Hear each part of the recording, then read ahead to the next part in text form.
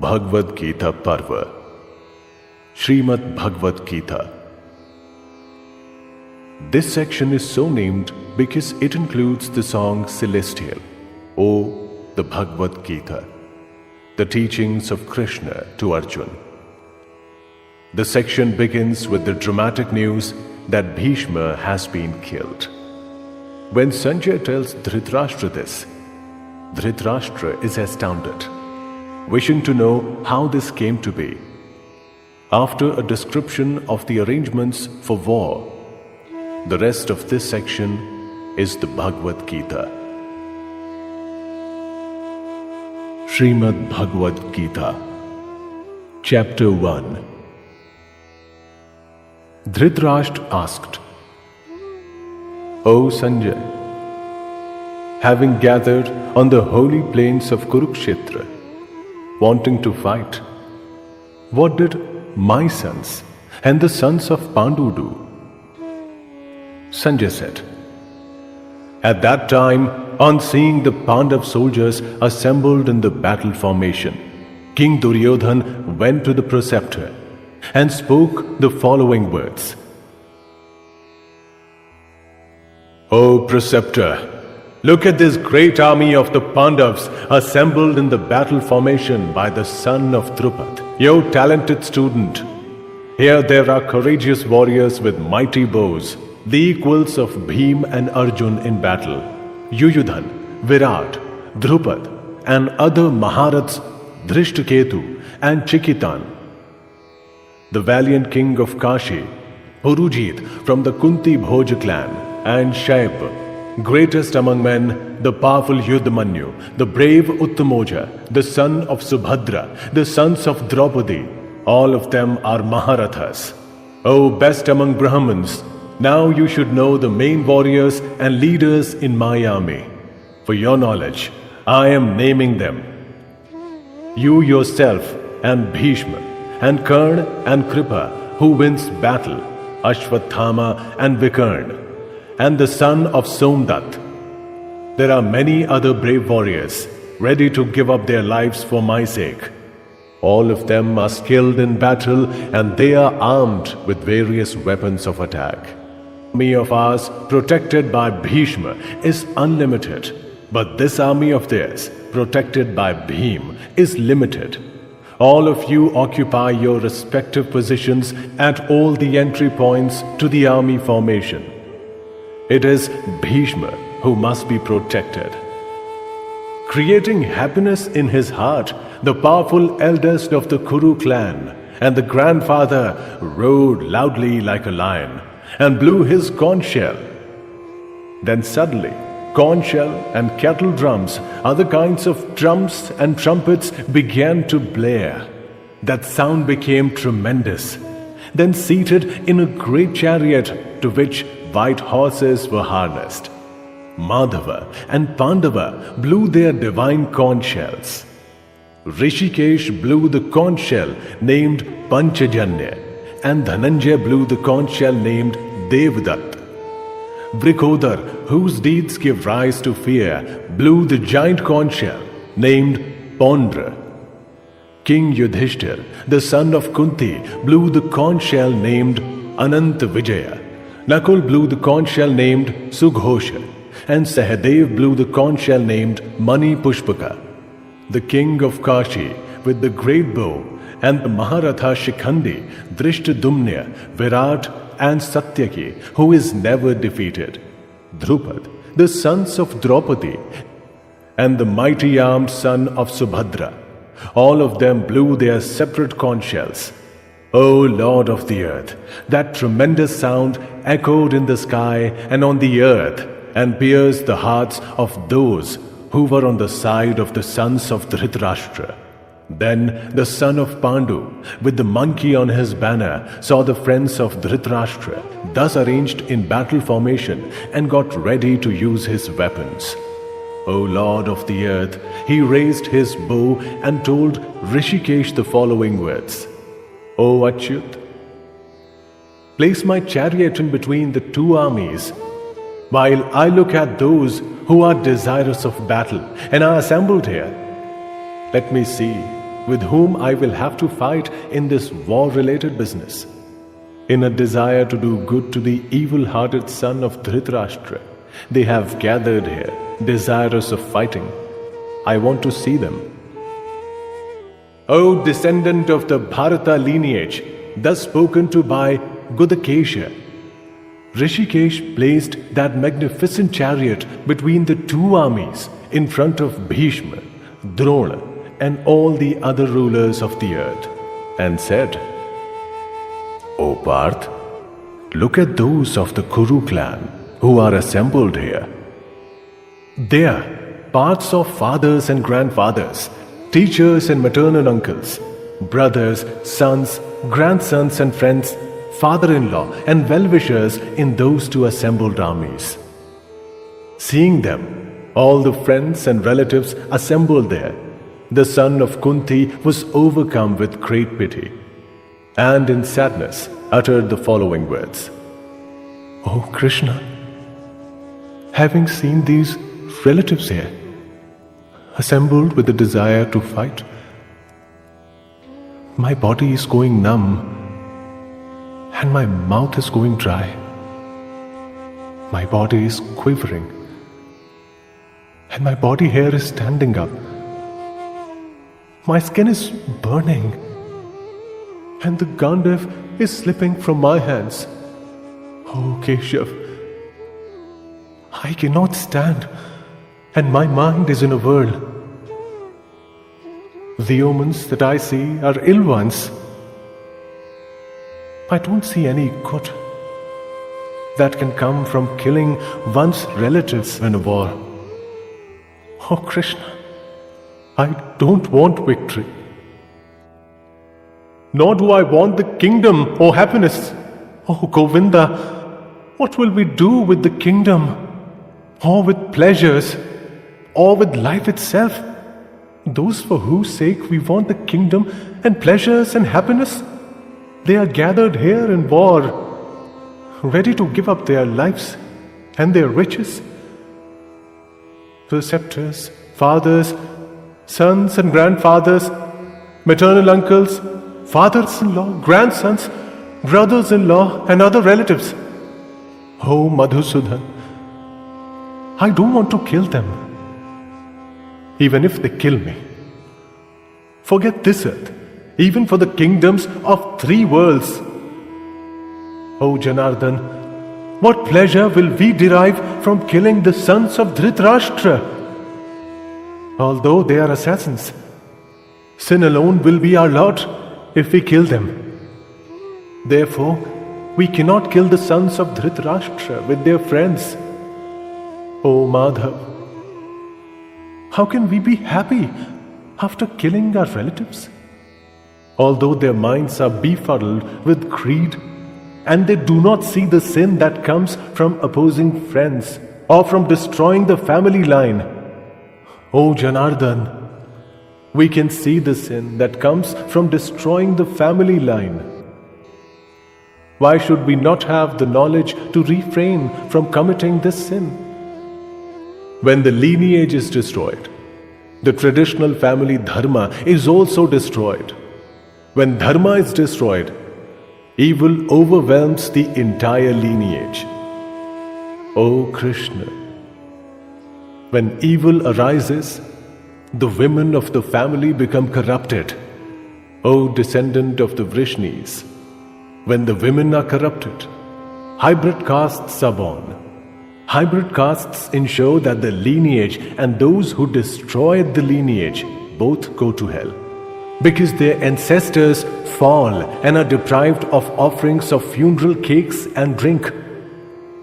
From those sins of those who destroy the lineage and from hybrid castes being generated, the ancient dharma of the castes and dharma of the family are both destroyed.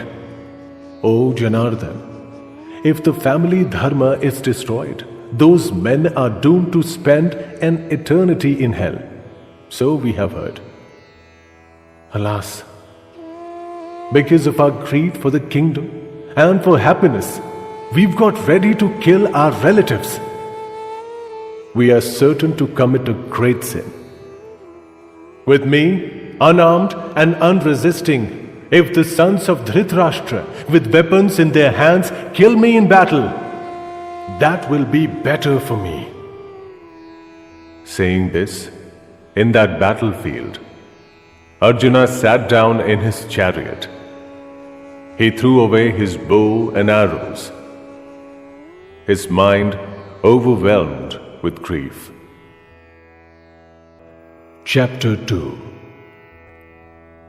Sanjay said, seeing him thus overcome with pity, his eyes filled with tears and struck thus with grief, Madhusudan spoke the following words.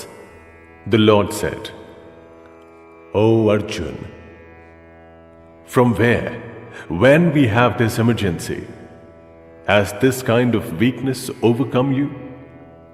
This does not lead to heaven or fame, and characterizes those who are not Aryas. O Partha, give up this weakness. This is not deserving of you. O one who scorches the foes, give up this petty weakness of heart." Arjun said, "O Madhusudan, how will I use arrows to fight in this war against Bhishma and Drona? O slayer of enemies, they are deserving of worship. In this world, it is better to beg for alms than to kill one's respected preceptors. If I kill my elders, the wealth and other objects of desire that I enjoy will be drenched in their blood. I don't know which is better for us. They defeat us or we defeat them. The sons of Dhritarashtra are in front of me. Those are the people we don't want to kill in order to live. My normal nature has been overtaken by a sense of helplessness, confused about what is dharma. I am asking you, tell me that which is decidedly best for me. I am your disciple. I have sought refuge in you. Instruct me. This grief is exploiting my senses, and I don't see what will remedy that, even if I win lordship over the gods or this earth without any enemies and prosperous." Sanjay said, having said this to Rishikesh, Gudakesh, the scorcher of foes, told Govinda, "I will not fight," and fell silent. O descendant of the Bharata lineage, to the person who was immersed in grief between the two armies, as if with a smile, Rishikesh spoke the following words. The Lord said, "You speak as if you are wise, but you are grieving over those that one should not sorrow over. The wise don't sorrow over those who are dead or those who are alive. It is not the case that I or you or these kings did not exist before this, nor it is the case that we won't exist in the future. All of us will be there. The soul passes through childhood, youth, and age in this body, and likewise attains another body. The wise don't get bewildered by this. O Kantya, because of contact between senses and objects, feelings of warmth and cold, pleasure and pain result. But these are temporary and are created and disappear. O descendant of the Bharata lineage, therefore tolerate these. O best among men, the wise person who is not affected by these, and who looks upon happiness and unhappiness equally, attains the right to immortality. That which is untrue doesn't have an existence. That which is true has no destruction. But those who know the truth realize the ends of both these.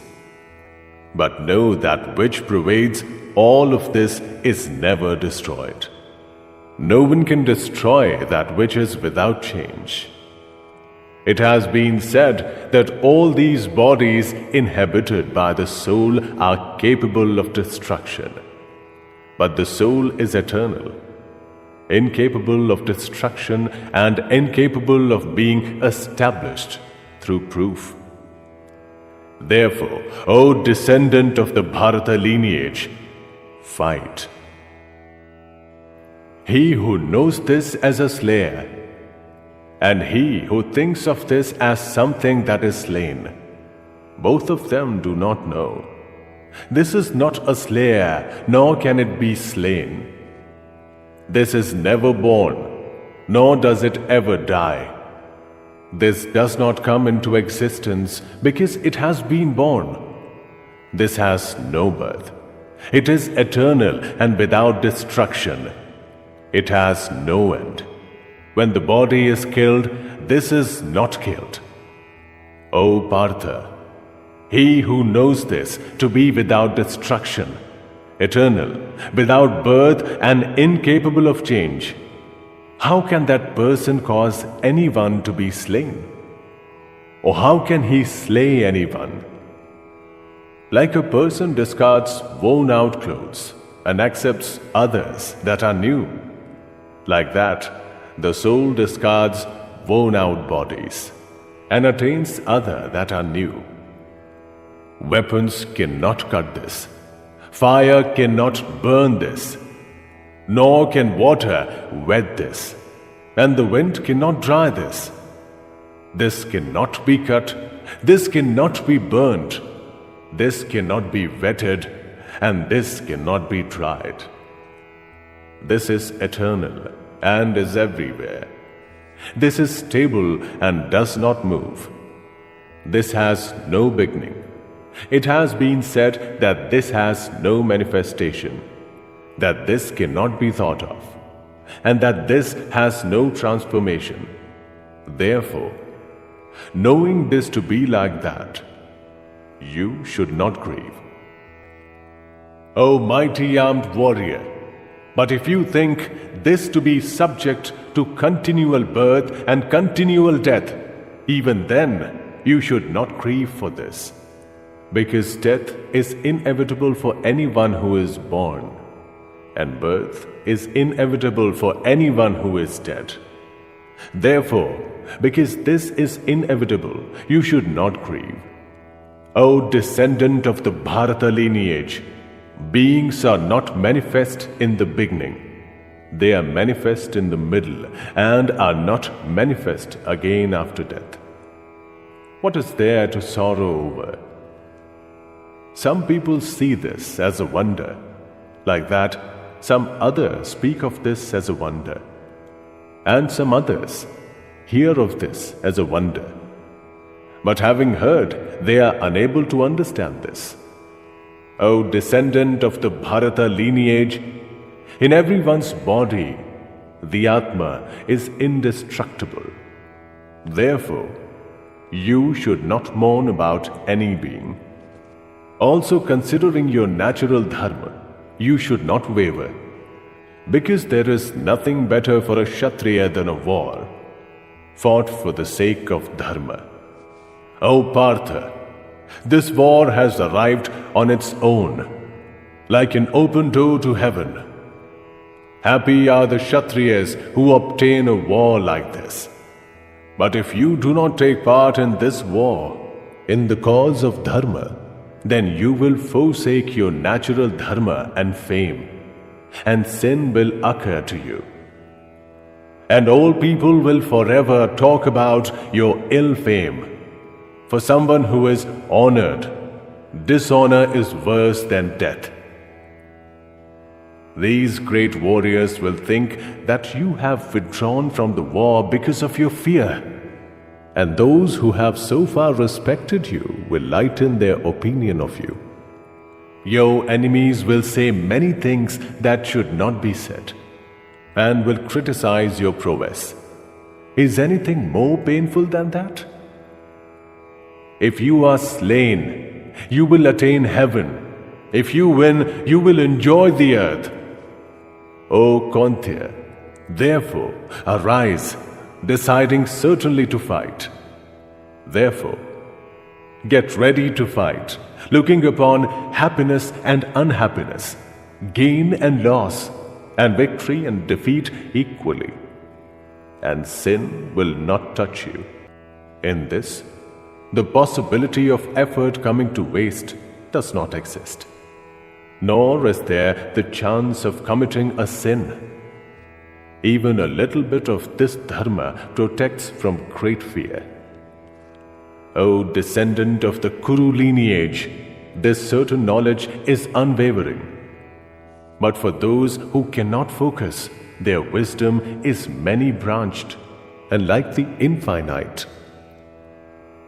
O Parth, those who are ignorant say these flowery words, praising the Vedas and claiming there is nothing else. They are addicted to desire. Think of heaven as the supreme objective, and are enamored of the fruits of birth and action. They praise many rites and rituals that lead to pleasure and wealth. They are addicted to pleasure and wealth, and because of those words, their minds are deluded. They cannot focus on one object, the intellect that allows one to discriminate. The Vedas deal with the three gunas. O Arjun, rise above the three guns. Without doubt, always resort to sattva. Do not be bothered about that what is yet to be attained, or preserving what has already been attained. Realize the Atma. Whatever purpose is achieved by many small bodies of water is also achieved by one large body of water.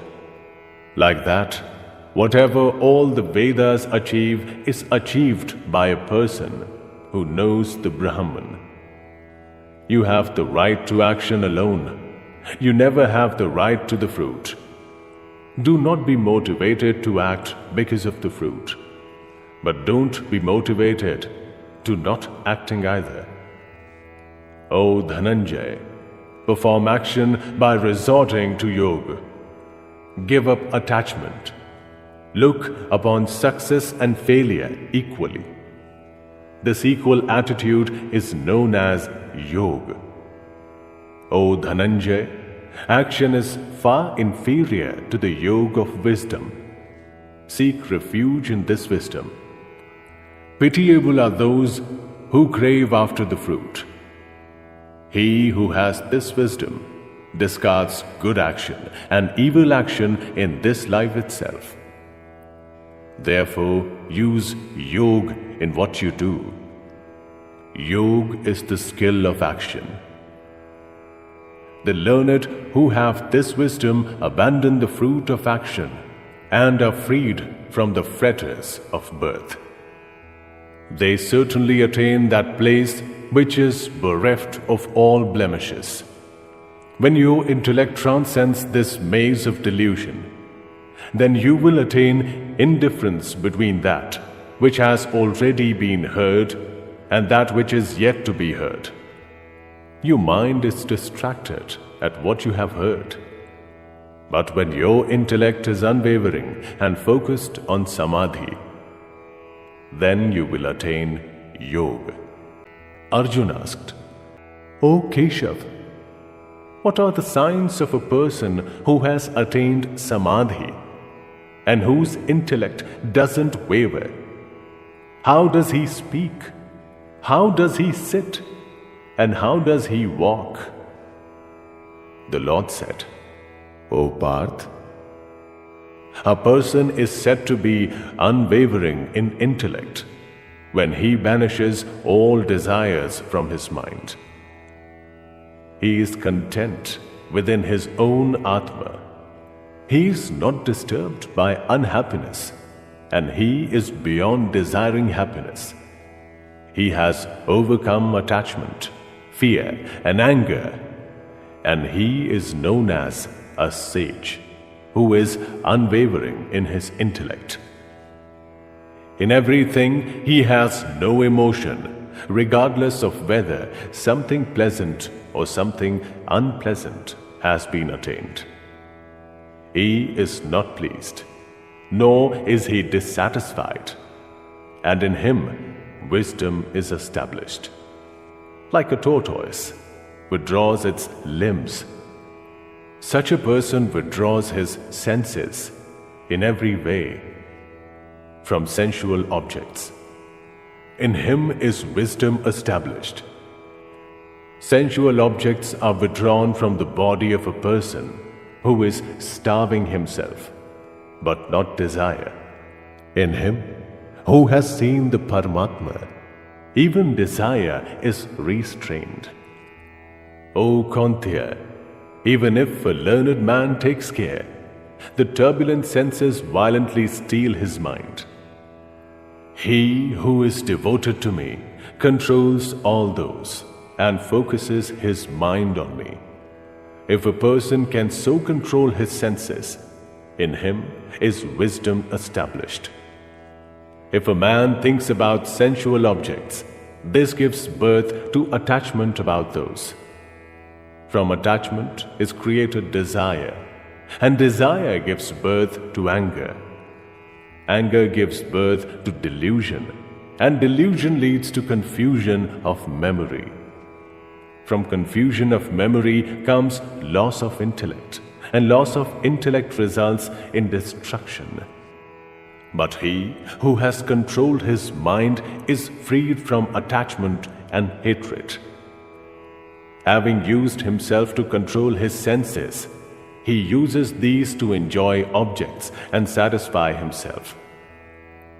When there is such serenity, in him is eliminated all unhappiness. Because in the mind of someone at peace, wisdom is quickly established.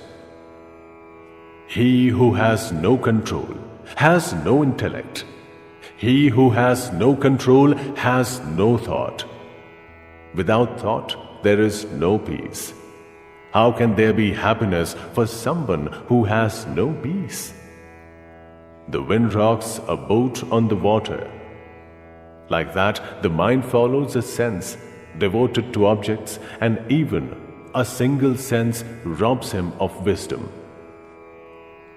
O mighty armed one, therefore, he whose senses have been withdrawn from objects in every way, in him has wisdom been steadily established. When it is night to ordinary beings, the controlled person is awake then. When ordinary beings are awake, the sage perceives that as night. Just as the waters enter an ocean and leave the full ocean undisturbed, like that all sensual objects enter that person but leave him at peace.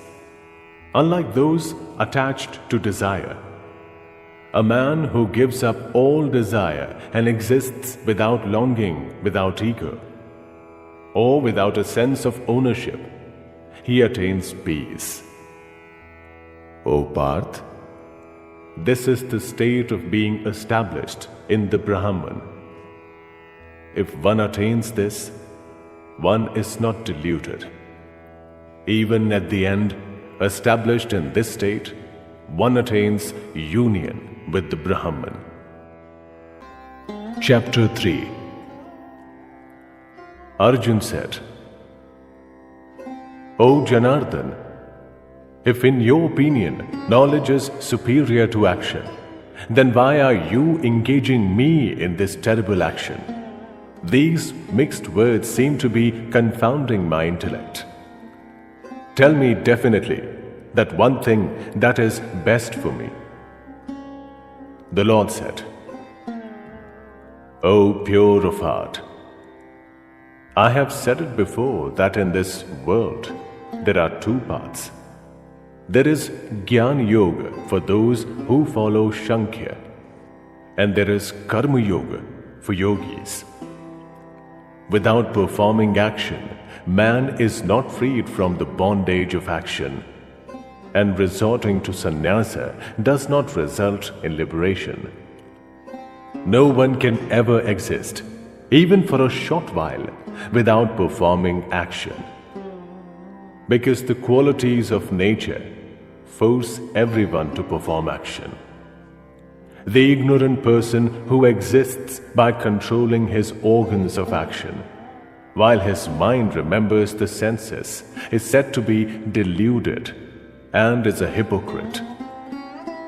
O Arjun, but he who restrains the senses through his mind and starts the yoga of action with the organs of action, while remaining unattached, he is superior. Therefore, do the prescribed action, because action is superior to not performing action. And without action, even survival of the body is not possible. O Kantya, all action other than that for sacrifices shackles people to the bondage of action. Therefore, do action for that purpose without attachment. Earlier, Prajapati created beings accompanied by a sacrifice and said with this, "May you increase and may this grant you all objects you desire. Through this, cherish the gods and those gods will cherish you. By cherishing each other, you will obtain that which is most desired. Because cherished by the sacrifice, the gods will give you all desired objects. He who enjoys these without giving them their share is certainly a thief. Righteous people who enjoy the leftovers of sacrifices are freed from all sins. But those sinners who cook only for themselves live on sin. Beings are created from food, and food is created from rain clouds. Rain clouds are created from sacrifices, and sacrifices are created from action. Know that action is created from the Vedas, and the Vedas are created from the Brahman. Therefore, the omnipresent Brahman is always present in sacrifices. In this way, the cycle goes on, and he who does not follow this is addicted to his senses and lives a sinner's life. O Parth, he lives in vain. But the man who takes pleasure in the Atma is content with the Atma and is satiated with the Atma, has no duties. In this world, he has no need for action, nor anything to lose from inaction. He doesn't need the refuge of any being for anything. Therefore, be unattached and always perform prescribed action. Because a man who performs action when unattached attains the highest liberation. Janak and others attained liberation through action. One should perform action with an eye to preserving the worlds.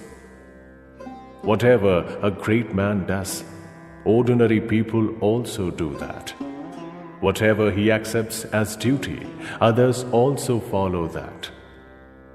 O Parth, in the three worlds, I have no duties. There is nothing I haven't attained.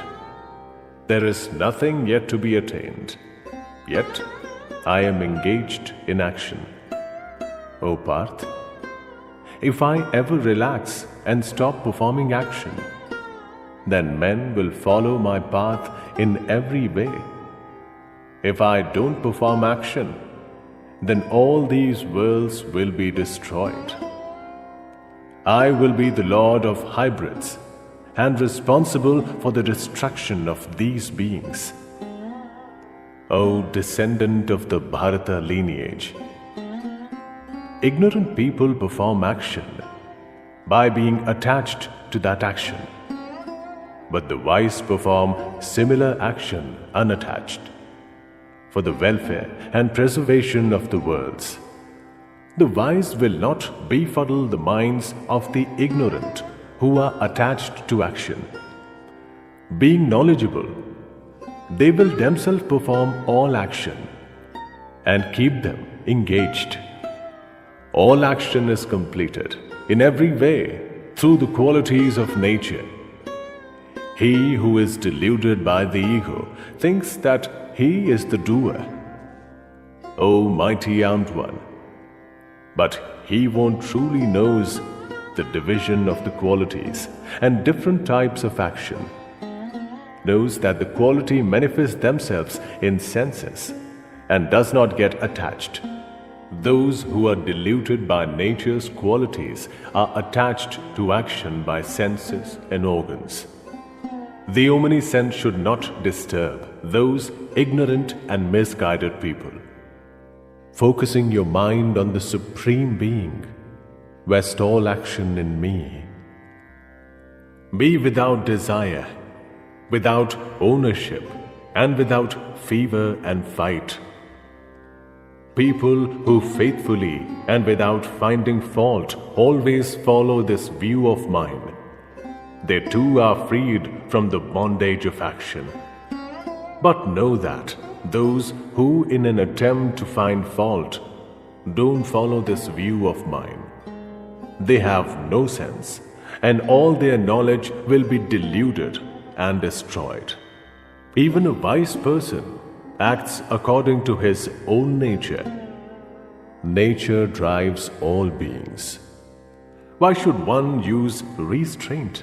For each sense in its respective area, attachment and aversion are certain. But don't be overcome by those. They are obstacles. One's own dharma, even if followed imperfectly, is superior to someone else's dharma, even if followed perfectly. It is better to be slain while following one's own dharma. Someone else's dharma is tinged with fear. Arjun said, O descendant of the Vrishni lineage, by whom are these men compelled? Despite being unwilling, it is almost as if they are forced into evil action. The Lord said, This is desire. This is anger. These are born from the Raja's quality. These are insatiable and great sins. Here, know them to be enemies. Like smoke covers the fire, dust covers the mirror, like the womb covers the fetus. In that way, this is covered by that. O Kaunteya, this is the perennial enemy of the wise. Knowledge is covered by this desire that is insatiable like the fire. All senses, the mind and intellect are its seat. This uses these to veil knowledge and delude beings. O bull among the Bharata lineage, therefore, you should first control your senses. Destroy this.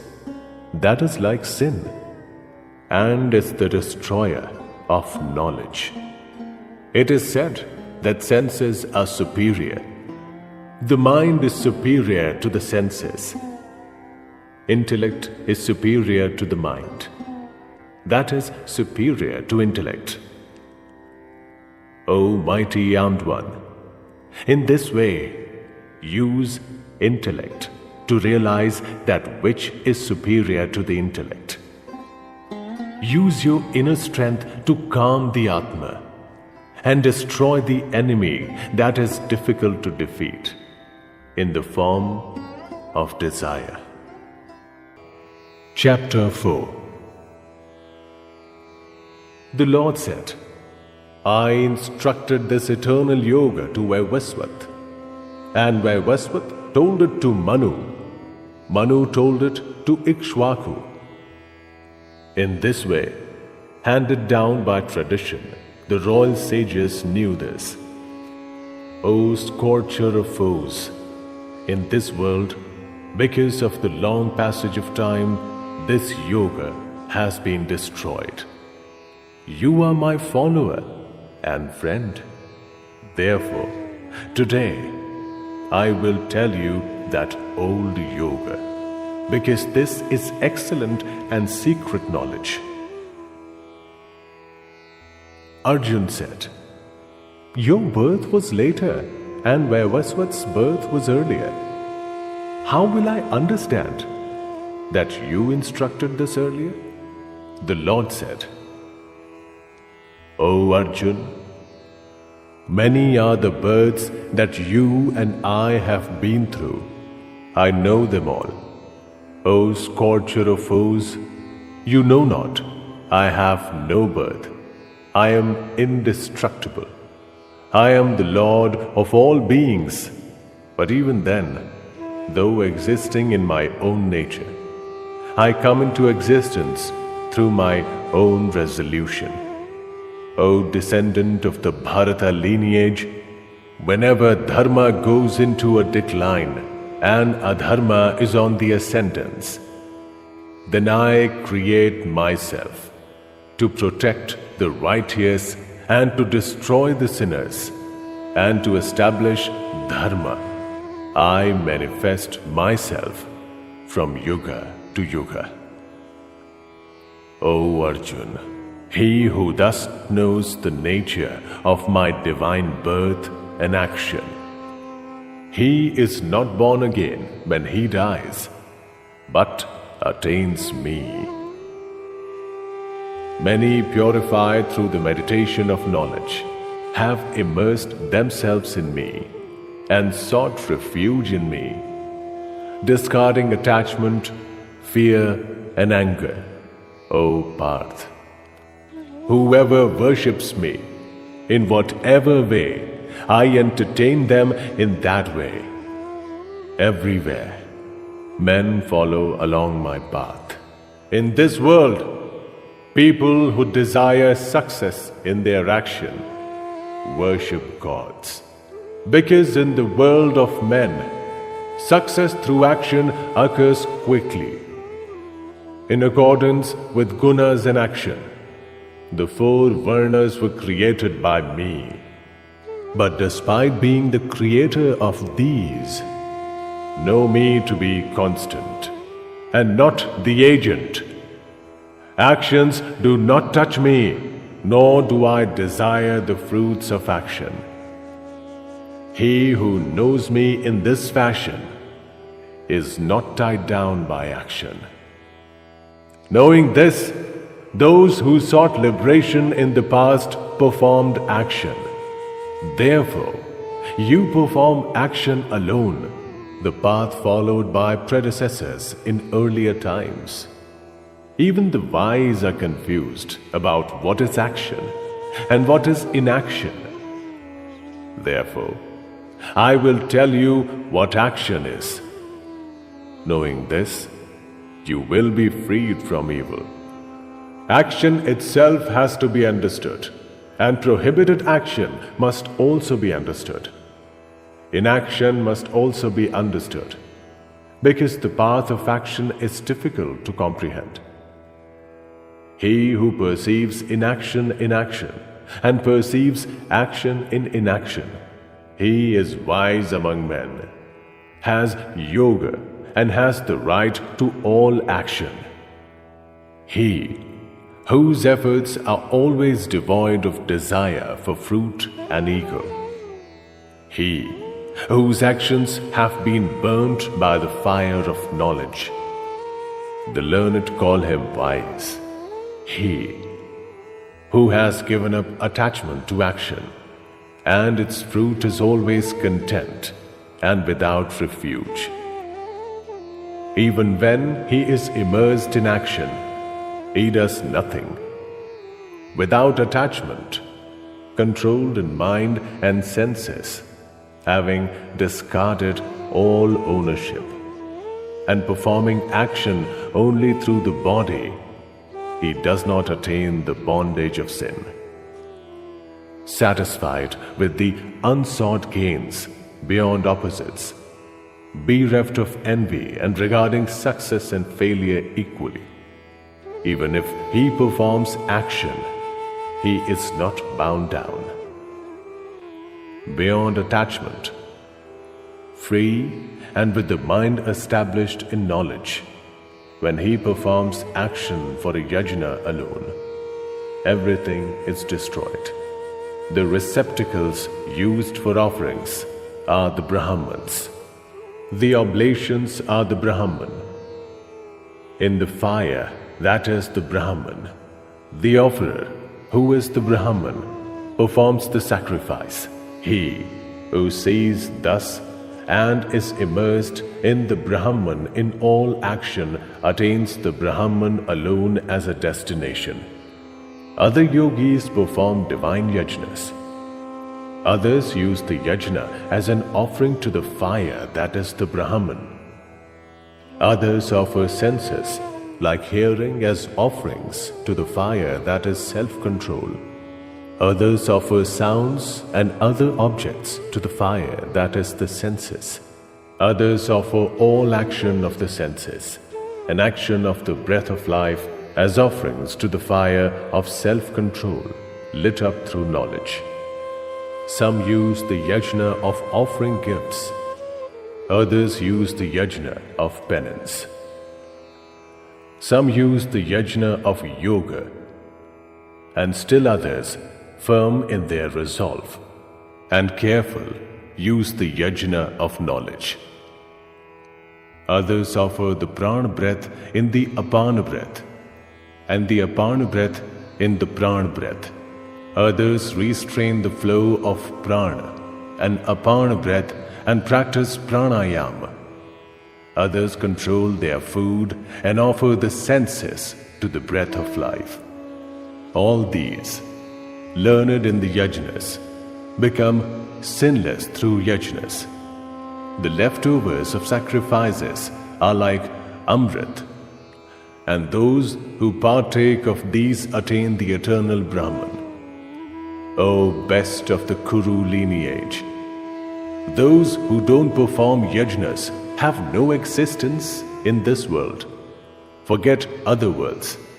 Many yajnas of this type are prescribed in the Brahman's mouth. Know them all to be the outcome of action. Knowing this, you will attain liberation. O scorcher of foes, a yajna performed with knowledge is superior to a yajna full of objects. O Parth, all actions and their fruit end in knowledge. Attain that knowledge by prostrating, questioning, and serving. The wise, those who are versed with the truth, will instruct you in wisdom. O Pandav, knowing that, you will never fall prey to this kind of delusion again. Through this, you will see all the beings in your Atma, and then in me. Even if you are a greater sinner than all the other sinners, you will cross all oceans of sin with the boat of knowledge alone. O Arjun, like a raging fire burns to ashes pieces of wood, like that the fire of knowledge burns all action to ashes. In this world, there is nothing as pure as knowledge. With the passage of time, he who is accomplished in yoga himself attains that within his heart. Knowledge is attained by the faithful, the unwavering, and those who control their senses. Having attained knowledge, they quickly achieve supreme peace. The ignorant, the faithless, and the doubting are destroyed. For the doubting person, this world, other worlds, and happiness don't exist. O Dhananjay, he who has offered up all action through yoga, and he who has used knowledge to slice away doubt, actions cannot bind such a person who is focused on the Atma. O descendant of the Bharata lineage, therefore, Use the sword of knowledge to slice away this doubt in your heart, resulting from your own ignorance. Follow Yoga. Arise. Chapter 5. Arjun said, O Krishna, you are asking me to give up all action, and you are also asking me to practice yoga. Between these two, tell me decidedly which one is better. The Lord said, Renunciation and action both lead to liberation. But of these two, Karma Yoga is superior to renunciation of action. O mighty armed one, he who does not desire and he who does not hate, know him to be a perpetual sannyasi. Freed from opposites, he is happily freed from bondage. The ignorant, not the wise, speak of renunciation and action as distinct. If one of these followed properly, the fruits of both result. Whatever place is attained by the followers of knowledge is also attained by those who practice action. He truly sees, who sees renunciation and action as identical. O mighty armed one, without action, renunciation is only the cause of unhappiness. The sage who uses yoga attains the Brahman quickly. He who practices yoga, he who is pure of heart, he who has controlled his body, he who has controlled his senses, he who sees his own Atma in the Atma of all beings, he is not tied down, even if he performs action. The wise who follow yoga know that they are not doing anything, even when they see, hear, touch, smell, eat, go, dream and breathe, speak, discard, accept, open and close. They think of the senses circulating among the senses. He who establishes himself in the Brahman and giving up attachment, performs action, is not touched by sin, like water on the leaf of a lotus. To purify their hearts, yogis give up attachments and perform action only with their bodies, minds, intellect and senses attached to yoga and discarding attachment to fruits of action. They attain perpetual peace. Those who do not follow yoga and are attached to fruits because of desire remain in bondage. Discarding all action through his mind, the person who controls his body, the city with the 9 gates, remains in happiness. He doesn't do anything himself, nor does he cause anyone to do anything. The Atma doesn't create ownership in the body nor action, nor does it create a relation with the fruits of action. Nature acts. The omnipresent Lord doesn't accept the sins or the good deeds of anybody. Knowledge is shrouded in ignorance. That is why beings are deluded. But in those in whom that ignorance has been destroyed by the knowledge of the Atma, in them that knowledge expresses the great truth, like the sun. Those whose intellect is focused on that, egos are focused on that, devotion is focused on that, and adherence is focused on that. Those in whom sins have been destroyed through knowledge, those beings are not reborn.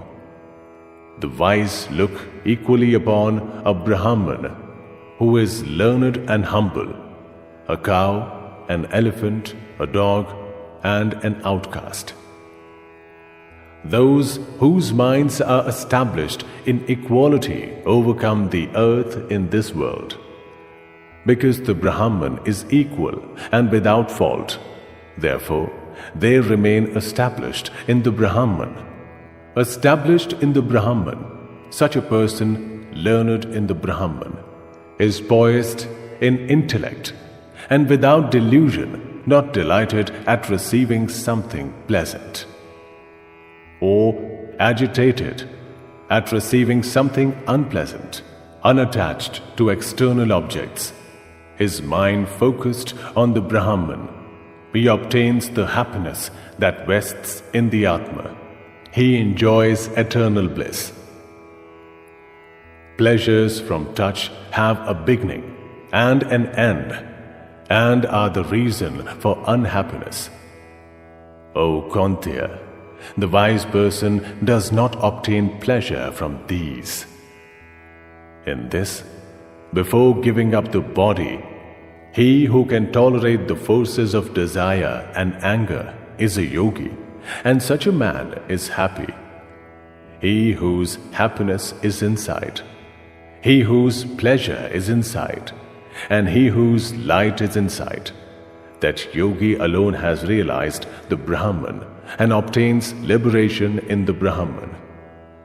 Those who are without sin, without doubt, controlled in mind and engaged in the welfare of all beings, such rishis attain liberation in the Brahman, freed from desire and anger, controlled in mind and knowing the Atma. Such sages attain liberation in the Brahman all around them, banishing external objects of touch from the mind, focusing the eyes between the two eyebrows, controlling the prana and apana breath equally within the nose, poised in the senses, mind and intellect, beyond desire, fear and anger, wishing liberation. Such a sage is always free. Knowing me to be the enjoyer of all yajnas and penance, the Lord of all the worlds and the well-wisher of all beings, attains peace. Chapter 6. The Lord said, an ascetic and a yogi is he who performs prescribed action without attachment to the fruits of the action, not someone who gives up sacrifices and action. O descendant of the Pandu lineage, what is known as asceticism, know that to be yoga. Because without giving up desire, no one can become a yogi. For a sage desirous of ascending to yoga, action is said to be the means. For a person who has ascended to yoga, tranquility is said to be the means. When a person who gives up desire loses addiction to sensual outcomes and is also not attached to action, then he is said to have ascended to yoga. Use the Atma to raise the Atma. Do not lower the Atma. The Atma is the Atma's friend, and the Atma is the Atma's enemy. The Atma, which has been used to conquer the Atma, is the Atma's friend. For someone who has failed to control the Atma harms like an enemy. For someone who has controlled the Atma and is tranquil, the Paramatma is undisturbed with cold, warmth, happiness, unhappiness, and respect and disrespect. He whose Atma is satiated with knowledge, who is undisturbed and has conquered his senses. And he who looks upon a lump of earth, stone, and gold equally is said to be yogi, who has achieved union. Equal in treatment towards well-wisher, colleague, enemy, neutral, arbiter, a hateful person, friend, and a righteous person or a sinner, he is superior. Seated in a secluded place, alone, controlled in mind and body, without desire, without receiving and giving, a yogi should always try to pacify his Atma. In a pure place that is not too high, not too low, he will place his seat, cloth, and hide on kushadras there, focusing the intellect, controlling the action of the mind and the senses. Seated on that seat, he will practice yoga to purify the Atma. Still, body, head, and neck erect and unmoving, gazing at the tip of one's nose and not looking in any other direction. Tranquil in the Atma, without fear, established in the right of brahmacharya, controlling the mind and uniting the intellect with me. Immerse yourself in me. In this way, the yogi will always pacify the Atma and be unwavering in his mind and established in me, will attain supreme and peaceful liberation. O Arjun, he who eats too much cannot achieve yoga, nor he who doesn't eat at all, nor he who sleeps too much or stays awake too much. He who is measured in food and movement, measured in effort towards action, measured in sleep and awakening, for him, yoga destroys unhappiness. When the intellect is specially controlled and established in the Atma, in that situation, indifferent towards all desire, yoga is said to have been achieved. For a yogi whose intellect is controlled and the Atma is united, know the smile to be a lamp that doesn't flicker in a place where there is no wind. When the mind is controlled and rendered inactive through the practice of yoga, when the Atma sees the Atma in the Atma and is satiated, when he feels the extreme bliss that is beyond the senses and realized through the intellect, undisturbed from truth, obtaining that, not thinking other gains to be superior to this, established in that, not disturbed even by great unhappiness. Know this, without any contact with unhappiness, to be yoga. Without hopelessness, one must practice that yoga with perseverance, forsaking in entirety all desire that results from wishes, using the mind itself to restrain the senses from everything, using concentrated intellect to gradually withdraw, establishing the mind in the Atma and thinking about nothing, withdrawing from whatever the fickle and restless mind weaves towards, withdrawing it from that, bring it under the control of the Atma, tranquil in mind, having pacified the Rajas quality without sin, having attained the Brahman, the yogi achieves supreme happiness. Like that, always concentrating on the Atma, the pure yogi easily obtains intense bliss from proximity to the Brahman. The person immersed in yoga looks on everything equally and sees the Atma in all beings, and all beings in the Atma. He sees me everywhere, and everything in me. I am never invisible to him, nor is he invisible to me. He is based in equality and worships me. I, who am present in everything, wherever that yogi is, he is established in me.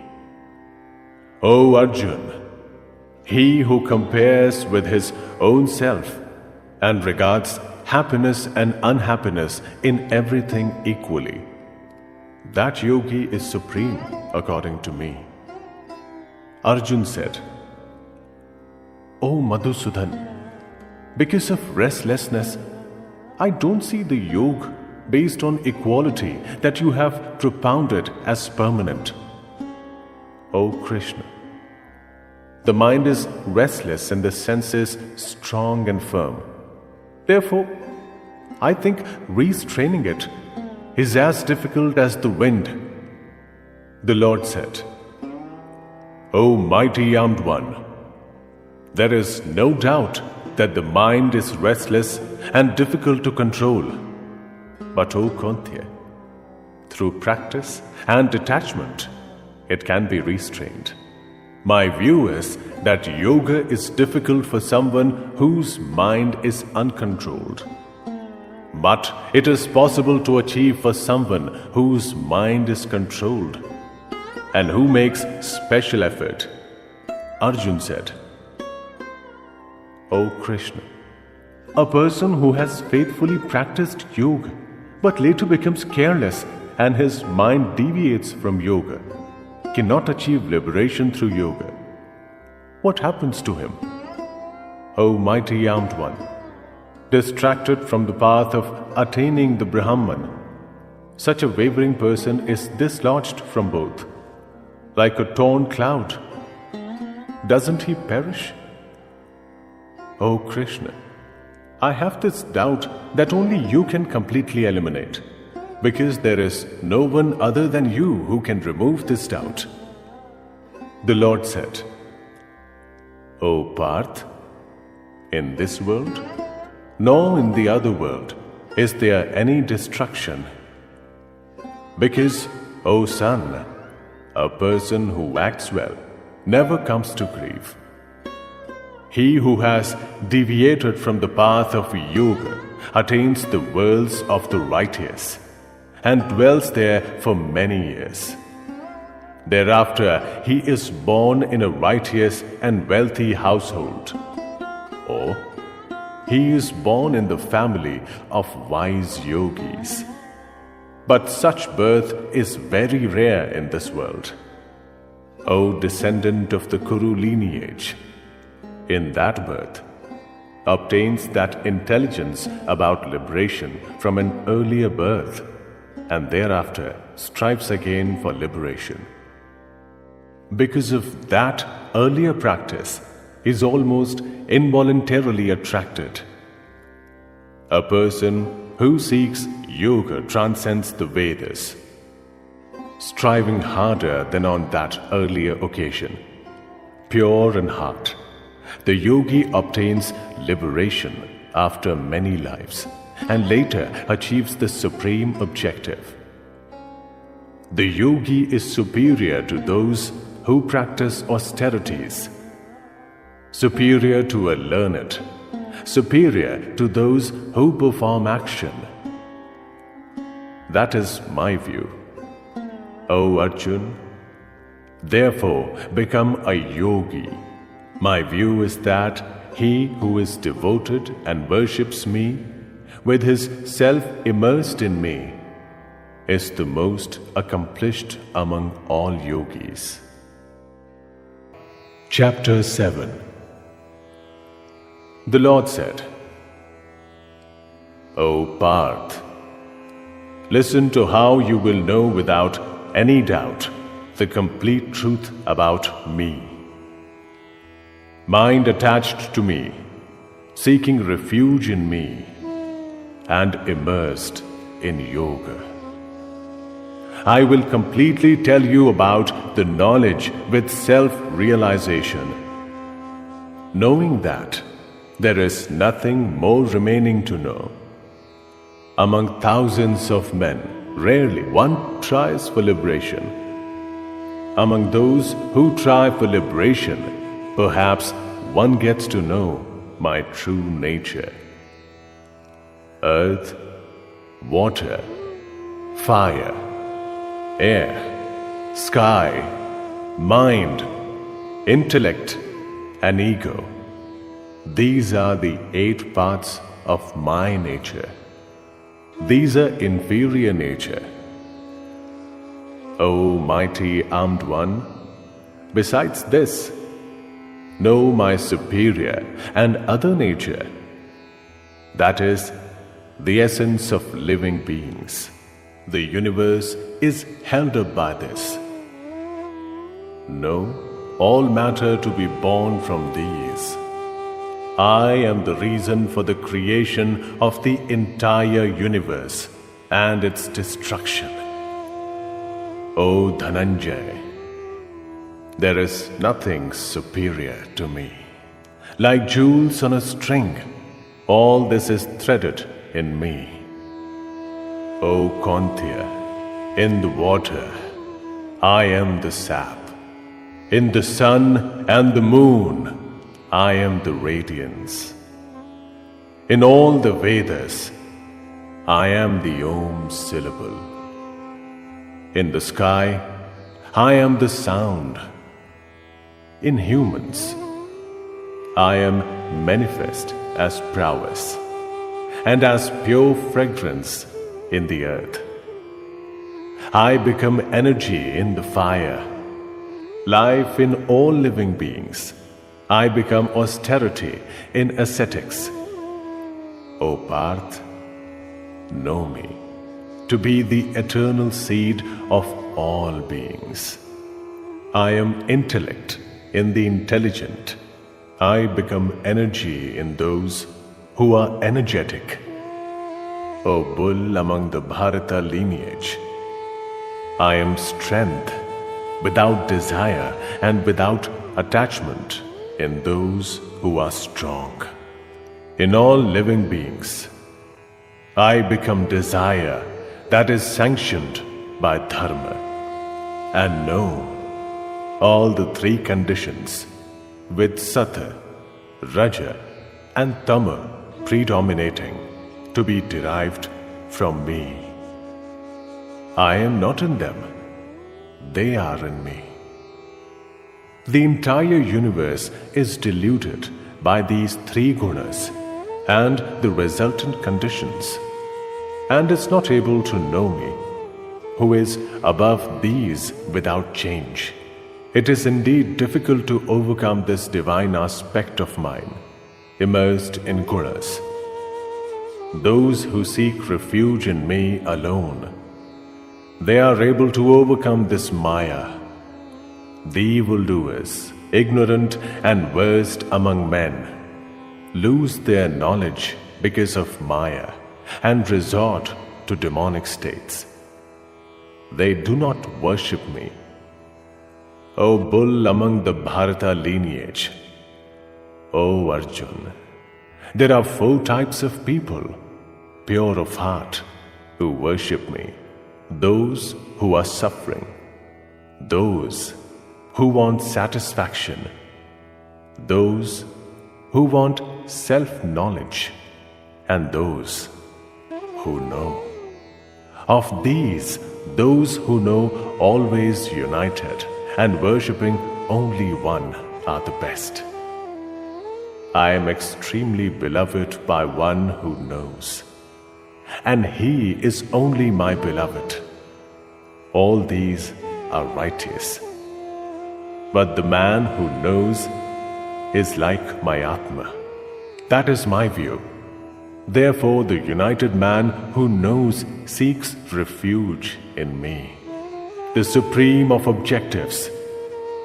After many births are over, he attains the knowledge that Vasudeva is everything and attains me.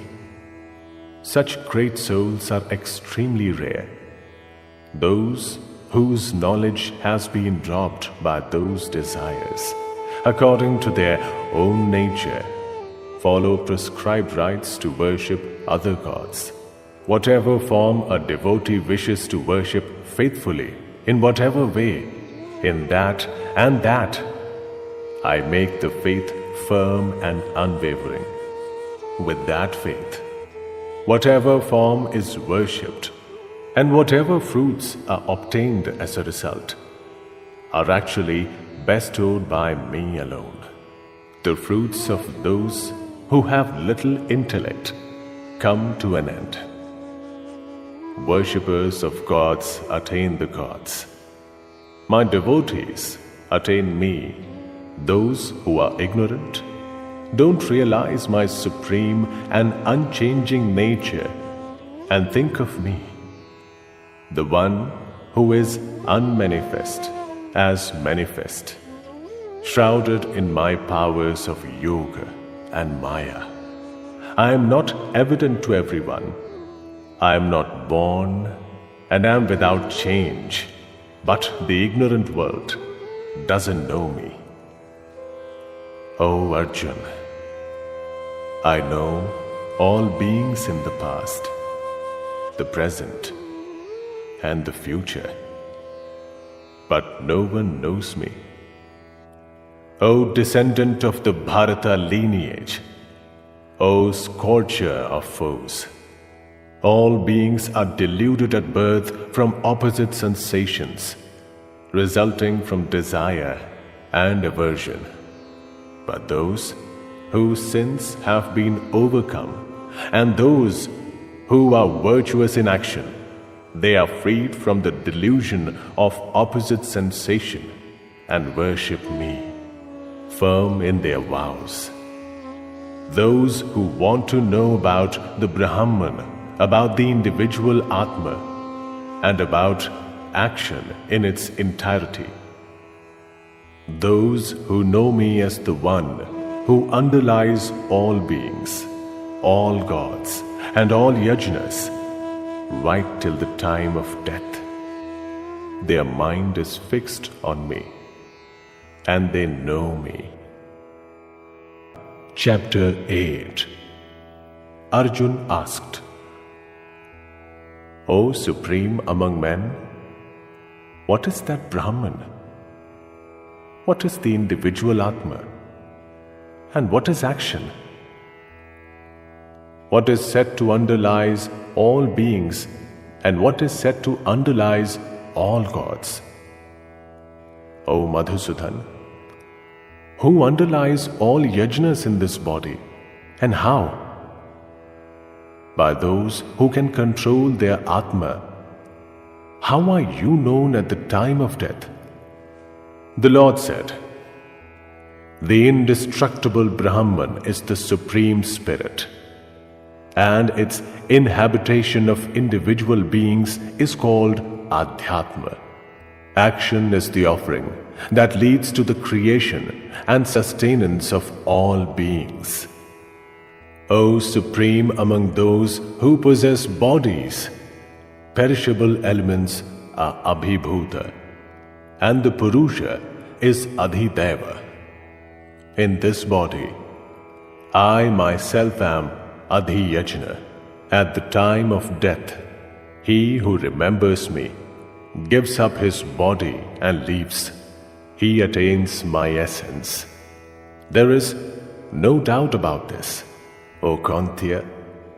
Whatever essence is remembered at the time of death, giving up the body, a person immersed in that essence is the essence that he attains.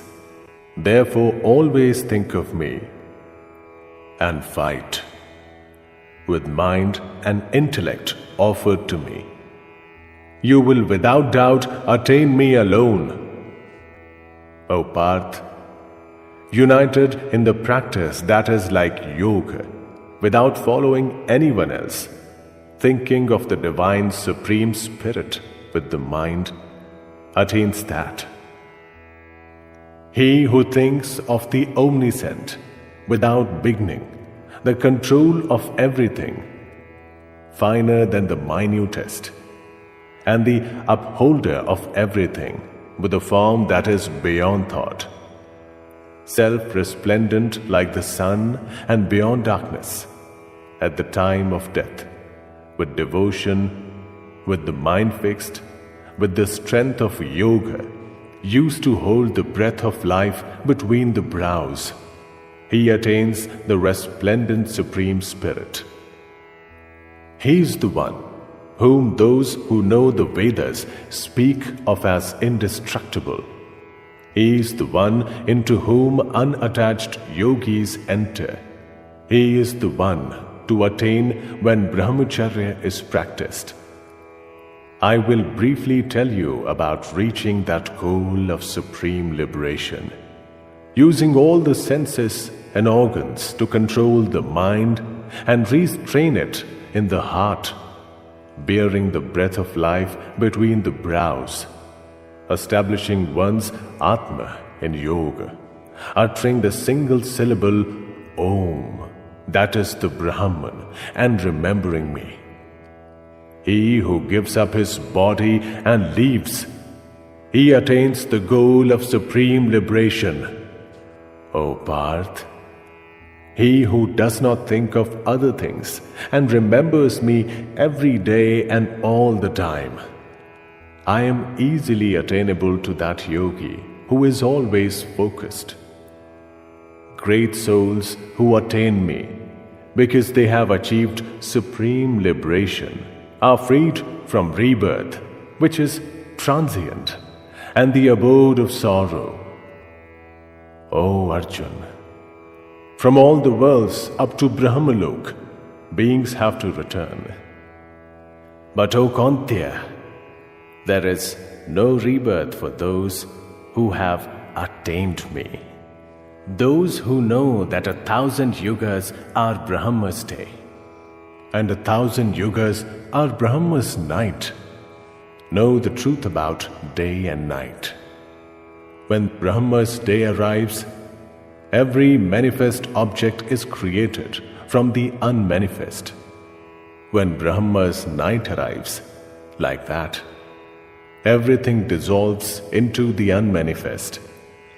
These are the beings who are born again and destroyed when night arrives. O Parth, when day arrives, they are involuntarily created again. But superior to that unmanifest is the other supreme and eternal unmanifest being that is not destroyed when all beings are destroyed. What is spoken of as the unmanifest and undestructible? What is said to be the supreme liberation, attaining which beings do not have to return? That is my supreme abode. O Parth, all beings are established in that, and by that is everything pervaded. That supreme Purusha can only be attained through unwavering devotion. O bull among the Bharata lineage, I will now tell you about the road, which, if traversed, doesn't lead to yogis being reborn, and about the road, which, if traversed, leads to rebirth. The resplendence of the fire, the day, the bright half of the lunar month, the 6 months when the sun heads north. Along that path, those who worship the Brahman attain the Brahman. Smoke, night, the dark half of the lunar month, and the 6 months when the sun heads south. Along that path, the yogi attains the energy of the moon and returns again. In this world, these two paths of light and darkness are said to be eternal. One leads to non-return and the other leads to return. O Parth, knowing these two paths, a yogi is never deluded. O Arjun, therefore, at all times resort to yoga, knowing the prescribed good fruit that occurs from knowledge of the Vedas, yajnas, practice of austerities, and donation of alms. The yogi transcends all these and attains the supreme and original abode. Chapter 9. The Lord said, "You are not a detractor. I will tell you this extremely secret knowledge with self-realization. Knowing this, you will be freed from all evil. This is extremely secret and the king of knowledge. It is the best, pure, leads to direct and eternal results, is sanctioned by dharma and is easy to practice. O scorcher of foes, people who show disrespect to this dharma don't attain me and traverse the path of death and this world. This entire universe is pervaded by me in my unmanifest form. All beings are established in me, but I am not established in them. Witness my divine yoga. Again, the beings are not established in me. My Atma holds up the beings and sustains the beings, but I am not established in the beings. Know that like the great wind, which goes everywhere and is always established in the sky, all beings are established in me. O Kantya, at the time of destruction, all beings are dissolved in my nature, and at the time of creation, I create them. I keep my nature under control and repeatedly create these many beings, helpless according to their own nature. O Dhananjay, but I am unattached to those acts and am established in indifference. Those acts cannot tie me down. O Kantya, because of my lordship, nature gives birth to this universe with its movable and immovable objects. Because of this, universe is repeatedly created. The ignorant do not know my supreme nature as the great Lord of all beings. They show disrespect to me as someone who has adopted a human form. Their desire is fruitless. Their action is fruitless. Their knowledge is fruitless. Their minds waver, and their deluded nature is ruled by demonic qualities. O Parth, but those great souls who seek refuge in divine qualities are unwavering in their minds and worship me, knowing me to be the indestructible origin of all beings. Careful and firm in their rites, they faithfully offer obeisance and always sing my praise, always focused on worshipping me. Some worship me through the yajna, that is the path of knowledge. Some worship me as one, others as separate. I, who pervade the universe, am worshipped in many forms. I am Kratu. I am Yajna. I am Savatha. I am the herbs. I am the mantra. I indeed am the clarified butter.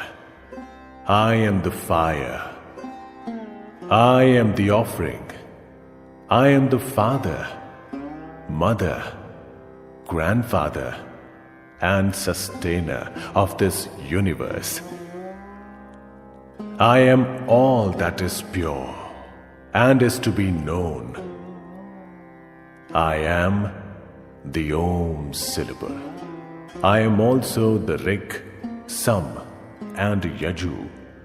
I am the goal, the sustainer, the controller, the witness, the abode, the sanctuary, the well-doer, the creator, the destroyer, the preserver, the repository, and the indestructible seed.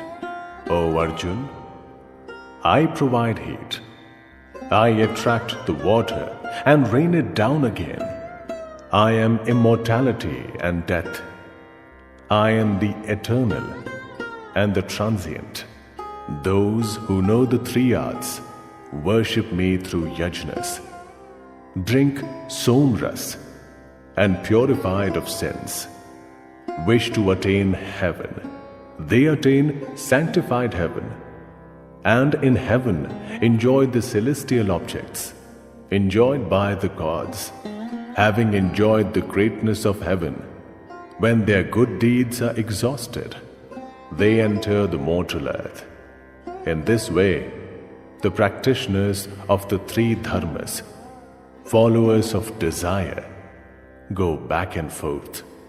Those who worship me, minds focused on me alone and always immersed in me, I preserve for them what has been attained and what is yet to be attained. O Kantya, those with devotion who faithfully worship other gods, they too worship me alone. But not in the indicated way, because I alone am the receiver of offerings and the granter of fruits at all yajnas. But they do not know my true nature, and therefore are cast down. Those who worship the gods attain the gods. Those who worship the ancestors attain the ancestors. Those who worship the elements attain the elements, and mine attain me. He who faithfully worship me with a leaf, a flower, a fruit, or water, from that pure-hearted person, I gladly accept those faithful offerings. O Kantya, whatever you do, whatever you partake, whatever you offer, whatever you donate, whatever you meditate, offer that to me. In this way, you will be freed from the bondage of fruits of righteous and evil action. With yourself in the yoga of sannyasa, freed, you will attain me. I am the same to all beings. I have no one I hate, nor anyone I love. But those who worship me with devotion, they are established in me, and I am established in them. Even if the most evil of persons worship me single-mindedly, he should be thought of as a righteous person, because his resolve is correct. Swiftly, he becomes a righteous person and attains eternal peace.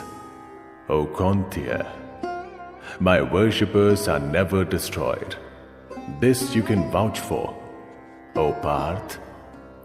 Even those who are of evil birth, women, Vaishya and Shudra, having sought refuge in me, they will certainly attain supreme liberation. There is no need to repeat about pure Brahmins and devoted Rajarishis. This earth is temporary and leads to unhappiness. Therefore, having attained, worship me. With mind immersed in me, become my devotee, my worshipper, and one who offers obedience to me. In this way, with your Atma united in me as the refuge, you will attain me alone. Chapter 10. The Lord said, O mighty armed one, listen once more to my supreme words. These are pleasing you, and for your welfare I am saying this. The host of gods does not know of my origin, nor do the Maharishis, because in every way I am the original cause of the gods and the great sages. He who knows me as without origin and without birth, and as the greatest Lord of the worlds, is freed from delusion among men, and freed from all sins, intellect, knowledge, freedom from delusion, forgiveness, truthfulness, control over the senses, control over thoughts, happiness, unhappiness, creation, destruction, fear, and freedom from fear, non-violence, equality, satisfaction, austerity, donations, fame and lack of fame. All these states of beings indeed owe their origin to me. The 7 great sages, the 4 who came before them, and the Manus owe their origin to me and were created from my resolution. In this world, everything is descended from them. There is no doubt that he who truly knows my divine yoga is united with unwavering yoga. I am the origin of everything. From me is everything instituted.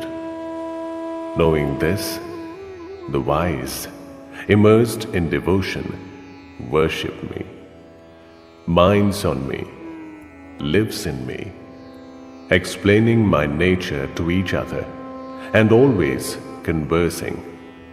They attain satisfaction and happiness. I provide that kind of yoga of intellect to those who are always immersed in me and lovingly worship me. Using that, they attain me with compassion towards them. I always established inside them as the bright lamp of knowledge, destroying the darkness born out of ignorance. Arjun said, "You are the Supreme Brahman, the supreme abode and supreme sacredness. You are the eternal Purusha, self-resplendent, the predecessor of the gods. Without birth and omnipresent, all the sages and Devrishi Narad and Asid Deval and Vyas describe you thus. You have yourself has told me this. O Keshava, I accept all that you are telling me as true, because, O Lord, even the gods and the demons do not know your manifestations. O Supreme Being, O Creator of beings, O Lord of beings, O Lord of the gods, O Lord of the universe, you alone know your own self through your own self. Whatever divine powers you use to pervade these worlds, you alone are capable of relating to me in detail those self-resplendent divine powers. O Yogi, how can I always think of you and know you? O illustrious one, in what object can you be thought of by me? O Janardhan, tell me once again in detail about the power of your yoga, because hearing your immortal words, I am not satisfied. The Lord said, O foremost among the Kuru lineage, all right, I will tell you about my main divine manifestations, because there is no end to the detail of my powers. O Gudakesha, I am the Atma established in the heart of all beings. It is I who am the origin, the middle, and also the end of all beings. I am Vishnu among the Adityas. I am the radiant sun among the shining bodies. I am Marich among the Marut. I am the moon among the stars. I am the Samveda among the Vedas. Among the gods, I am Vasva. I am the mind among the senses. And in beings, I am the consciousness. I am Shankar among the Rudra. I am Kuber among the Yakshas and the Rakshas. I am fire among the Vasus. Among the mountains, I am Meru. O Parth, know me to be Brihaspati, foremost among the priests. Among generals, I am Skanda. Among water bodies, I am the ocean. Among great sages, I am Bhrigu. Among words, I am the single syllable. Among yajnas, I am Chap Yajna. Among immovable objects, I am the Himalayas. Among all trees, I am the fig tree. And among divine sages, I am Narad. Among Gandharvas, I am Chitrarath. And among those who have attained liberation, I am the sage Kapil. Among horses, know me to be Uchchaishrava, arising from the immortal nectar. Among great elephants, Airavat, and among men, the king. Among weapons, I am Vajra. Among cows, I become Kamadhenu. I become Kandarpa for procreation, and among snakes, I am Vasuki. Among serpents, I am Ananta. Among those who inhabit the water, I am Varuna. Among the ancestors, I am Aryam. Among those who control, I am Yam. Among demons, I am Prahlad. Among those who devour, I am Time. And I am the lion among animals. Among birds, I am the son of Vinatha. Among those that purify, I am the wind. Among those who bear weapons, I am Ram. Among fish, I am the shark. And among rivers, I am Jahnavi, O Arjun. I alone am the beginning, the end, and the middle of all created objects. Among all forms of knowledge, I am knowledge of the self. Among debaters, Veda. Among letters, I am the letter A. Among different forms of samas, I am Dvanda. Indeed, I am indestructible time. My face is in every direction. I am the controller of destiny. I am death that robs everything, and I am the origin of the future.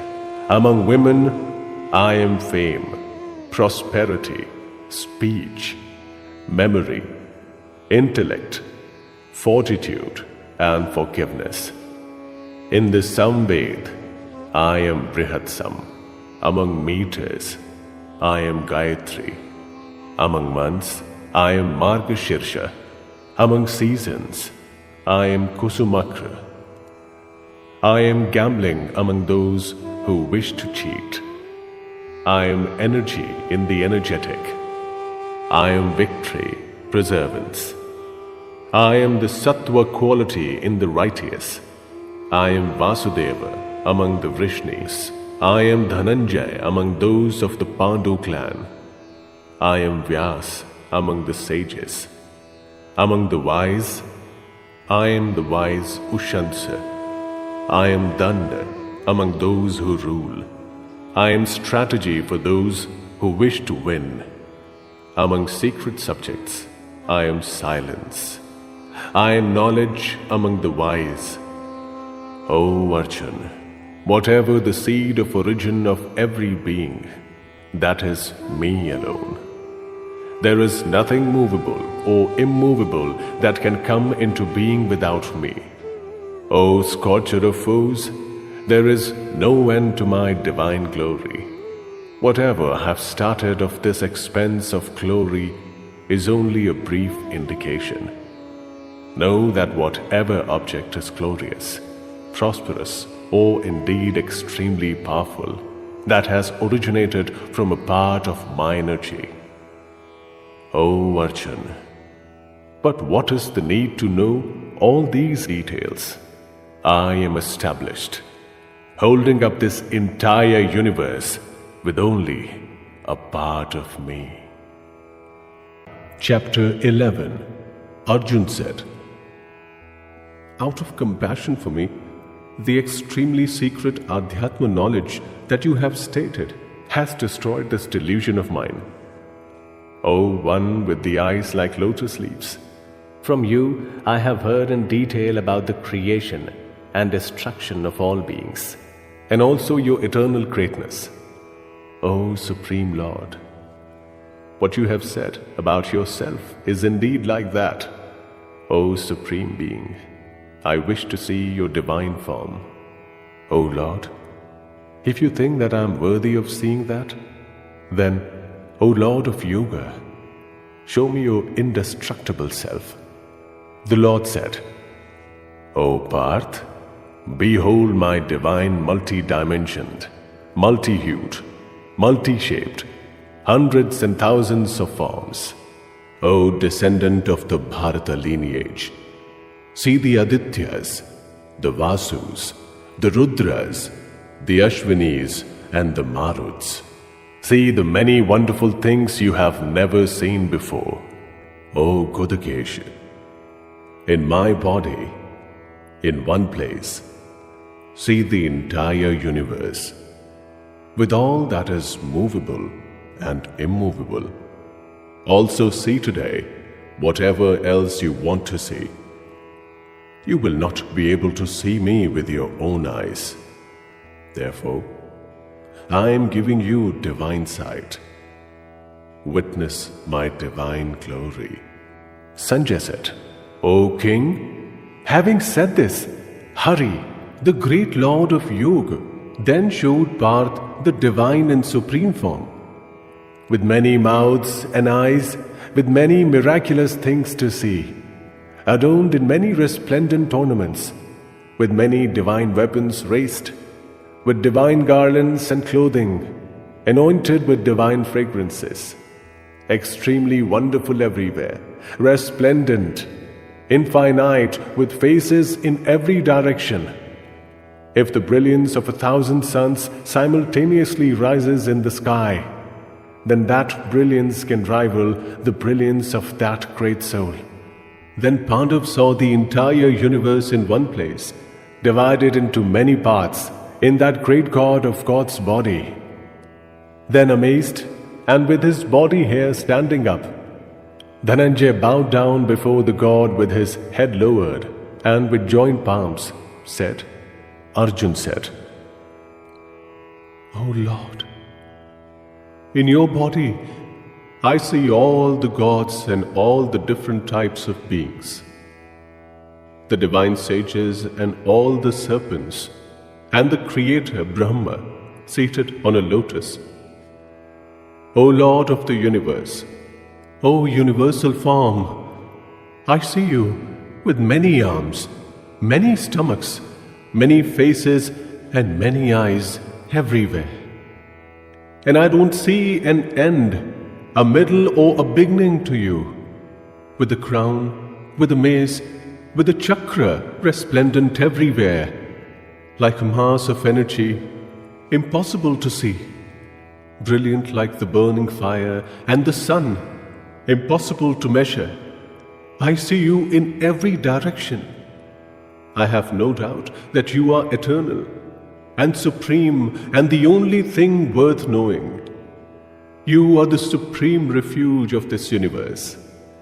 You are the indestructible and original being, the upholder of ancient dharma. I behold you without beginning, middle, and end, infinite in strength, with uncountable arms, the sun and moon in your eyes, face like ignited fire, scorching this universe with your energy. O great soul, the space between the sky and the earth is pervaded only by you. The directions are also pervaded. Witnessing this miraculous and terrible form, the three worlds are suffering. That array of gods is entering you alone. Some are frightened and with joined palms are craving protection. The array of great sages and pure souls are uttering words of pacification and are worshipping you with pure and profound prayers. The Rudras, the Adityas, the Vasus, and the Sadhyas, the Vishvadevas, the Ashwinis, and the Maruts, those who partake warm food, the Gandharvas, the Yakshas, the Asurs, and arrays of the Siddhas, are all gazing at you with amazement. O mighty armed one, the worlds are terrified, and so am I, at witnessing your great form, with many faces and eyes, many stomachs, many arms, thighs, and feet, fearsome with many teeth. O Vishnu, touching the sky, resplendent, multi-hued, mouths stretched out, eyes large and fiery. Seeing you, I am frightened, and I cannot maintain my fortitude and peace. Seeing your several faces, fearsome with teeth and blazing like the fire of destruction, I have lost my sense of direction. I cannot find happiness. O Lord of the gods, O refuge of the universe, have mercy. All those sons of Dhritarashtra, with the collected kings and Bhishma, Drona, and that son of Asuta, and the chief warriors on our side, are dashing into your fearsome mouth with the terrible teeth. Some of them can be seen, heads smashed and attached to the joints of the teeth. Truly, like many currents and rivers, head towards and enter the ocean. Thus, those warriors of this earth are entering your mouths, flaming in all directions. As moths driven to destruction speedily enter a blazing fire, like that, these people are also swiftly entering your mouths for destruction. O Vishnu, in all directions, you are repeatedly licking, having swallowed all the worlds with your flaming mouths. Your fierce resplendence is scorching, having filled the universe with energy. Who are you? Tell me. You of the fierce form, I bow down before you. O great God, be merciful. I wish to know you, you who are the beginning, because I do not understand your inclination. The Lord said, I am the terrible destroyer of people. I am now about to destroy these people. Even without you, all the warriors in the opposing army formations will not exist. O Savyasachi, therefore, arise, attain fame, triumph over enemies, and enjoy the undisputed kingdom. These have already been slain by me. You will only be the instrument. Kill Drona and Bhishma, and Jayadratha and Karna, and the other brave warriors also, already killed by me. Don't be apprehensive. You will be able to triumph over enemies in battle. Fight. Sanjay said, hearing these words of Keshav's, the trembling Arjun joined his palms and saluting Krishna, again said in a flattering tone, bowing down in fear. Arjun said, O Rishikesh, it is natural that the universe is extremely delighted to hear of your glory and is attracted to you. The Rakshas are scared and flee in all directions, and all the arrays of Siddhas bow down. O great soul, O infinite, O Lord of the gods, O refuge of the universe, you're greater than Brahma and the original agent. Why should you not be saluted? The manifest and the unmanifest and the indestructible that is beyond is also you. You come before the gods. You are the eternal being. You are the abode of the universe after destruction. You are the knower, that which is to be known, and the supreme abode. By you is the universe pervaded, and you are infinite in form. You are Vayu, Yam, Agni, Varun, Shashank, Prajapati, and the great-grandfather. I salute you 1,000 times. and again salute you, and yet again salute you. I salute you in front and from the back. I salute you everywhere, in every direction. O possessor of infinite energy and unlimited strength, you pervade everything. Therefore, you are everything. Without knowing your glory, and also this, inadvertently and in affection, thinking of you as a friend, expressions like, O Krishna, O Yadav, O friend, have been rudely used by me. O Achyut, at times of sport, sleeping, sitting or eating, alone or in front of other equals. In jest, you have faced irreverence, and for that, I crave forgiveness from you, whose power is beyond thought.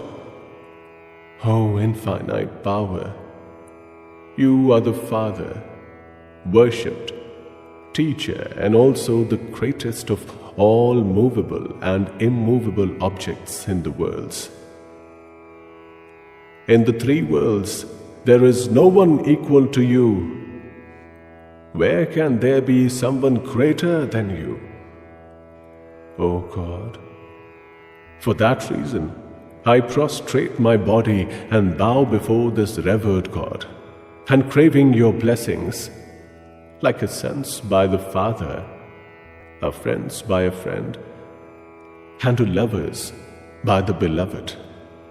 Forgive. O God, having seen that which has not been witnessed before, I am delighted.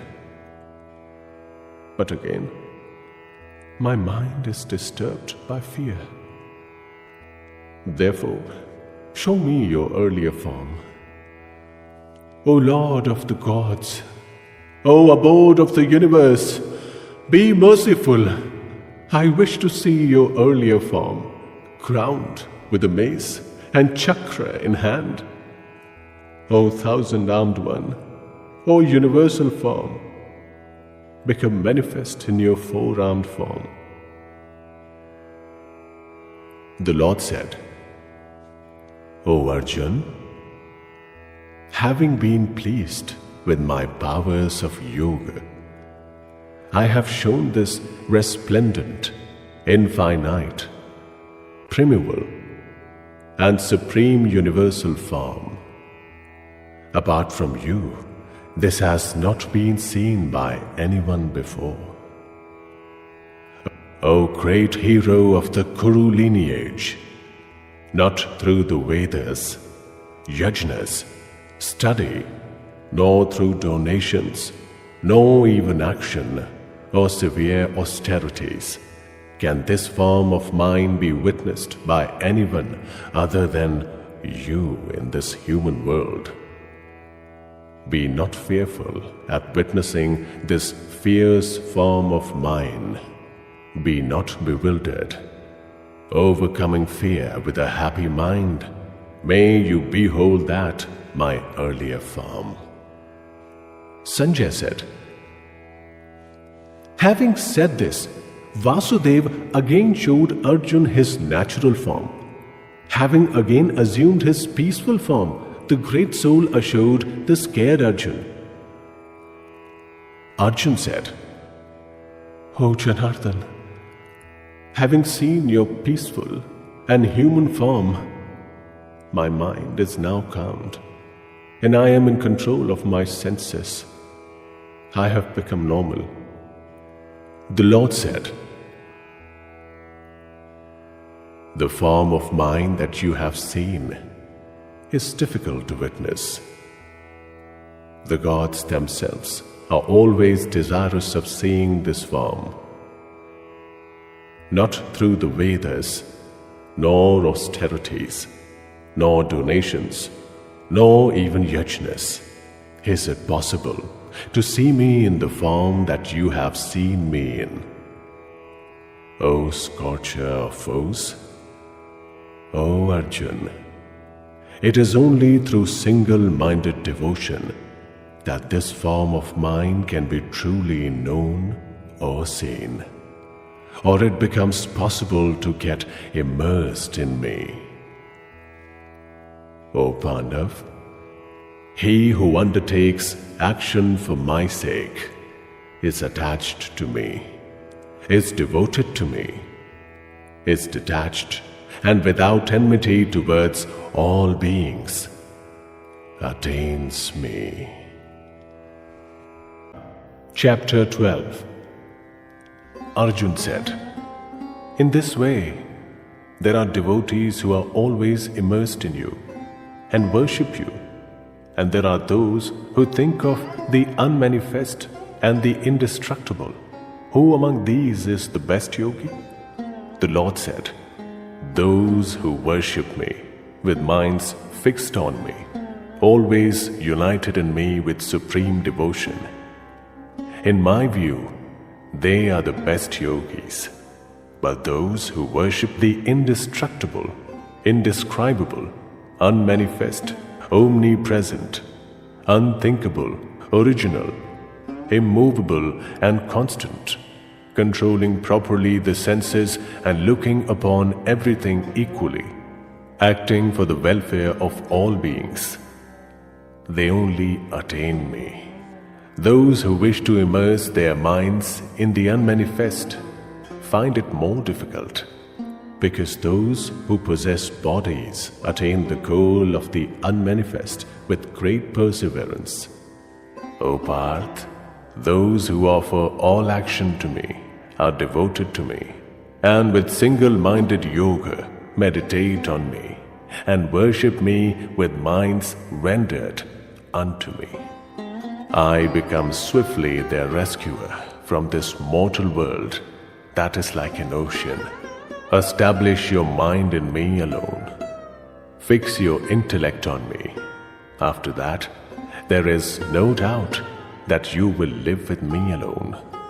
O Dhananjay, if you cannot steady your mind and fix it on me, then practice yoga and wish to attain me.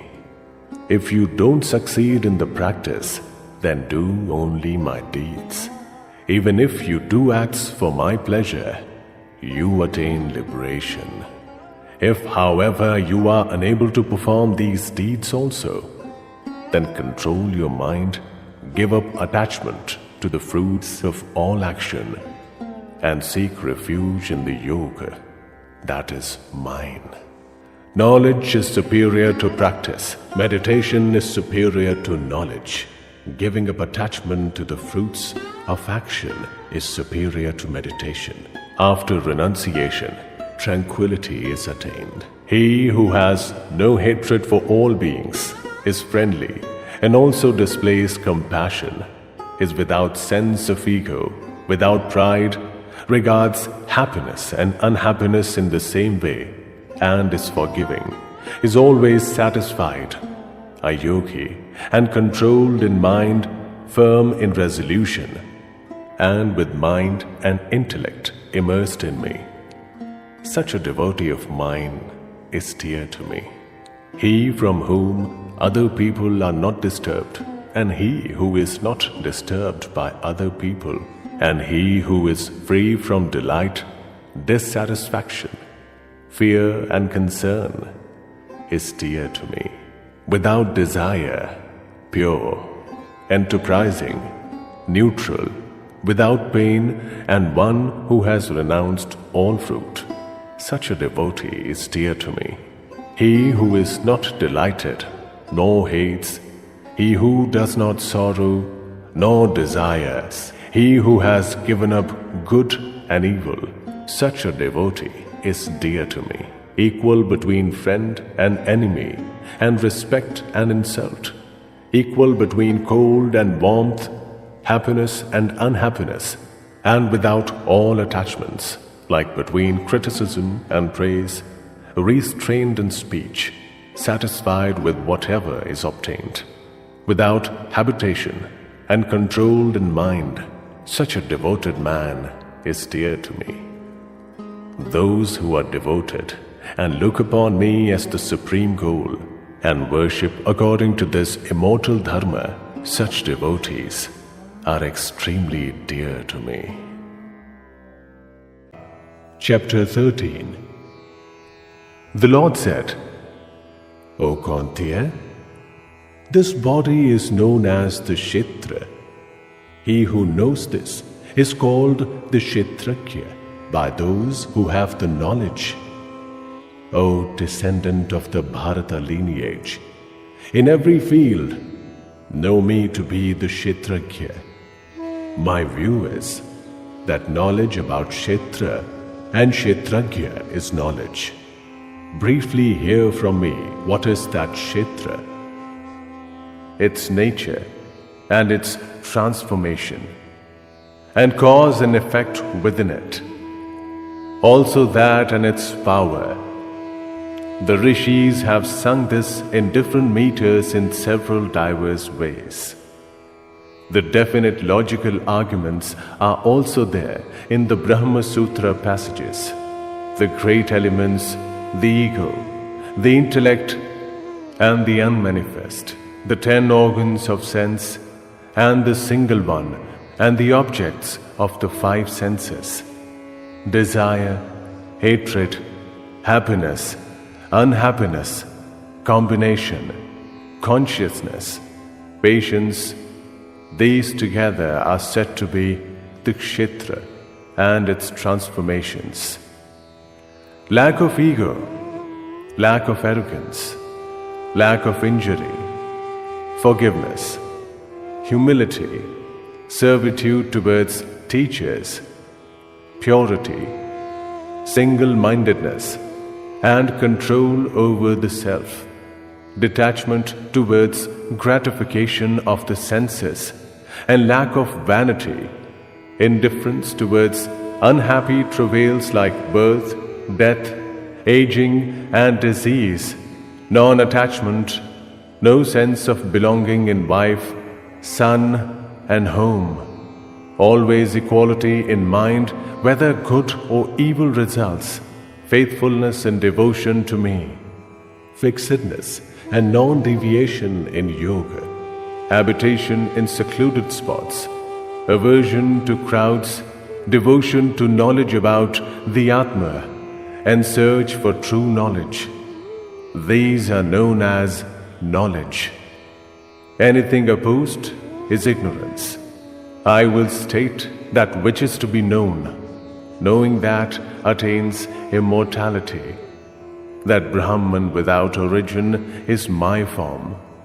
It is said, both eternal and transit, that has hands and feet everywhere, eyes, heads and mouths everywhere, and ears everywhere, is established in everything in this world, manifest in the qualities of all the senses, but without any sense, alone like the abode of everything, without qualities and the preserver of all qualities. That is outside all beings and yet inside them, moving and unmoving beyond knowledge because of subtleness, far and yet near. That is indivisible, but exists in every being in divided form. Know as the preserver, destroyer, and the creator of all beings. That is the light of all bright bodies, said to be beyond darkness. Knowledge, that which is to be known and attainable through knowledge, is established in the heart of everything. Briefly, Kshetra, and that which is knowledge and to be known have been stated. Knowing this, my devotee attains my nature. Know both Prakriti and Purusha to be without origin, and from transformations, and the qualities to result from Prakriti. Prakriti is said to be the reason behind cause and effect. Purusha is said to be for happiness and unhappiness in enjoyment, because Purusha is established in Prakriti and enjoys Prakriti's qualities, and its good and evil birth is because of its association with these qualities. The Supreme Being in this body is known as one who witnesses, one who allows, one who sustains, one who enjoys, the Supreme Lord and the Paramatma. He who knows the nature of Purusha and of Prakriti, whatever be the position he is in, will not be reborn. Some through meditation see the Atma in the Atma with the Atma.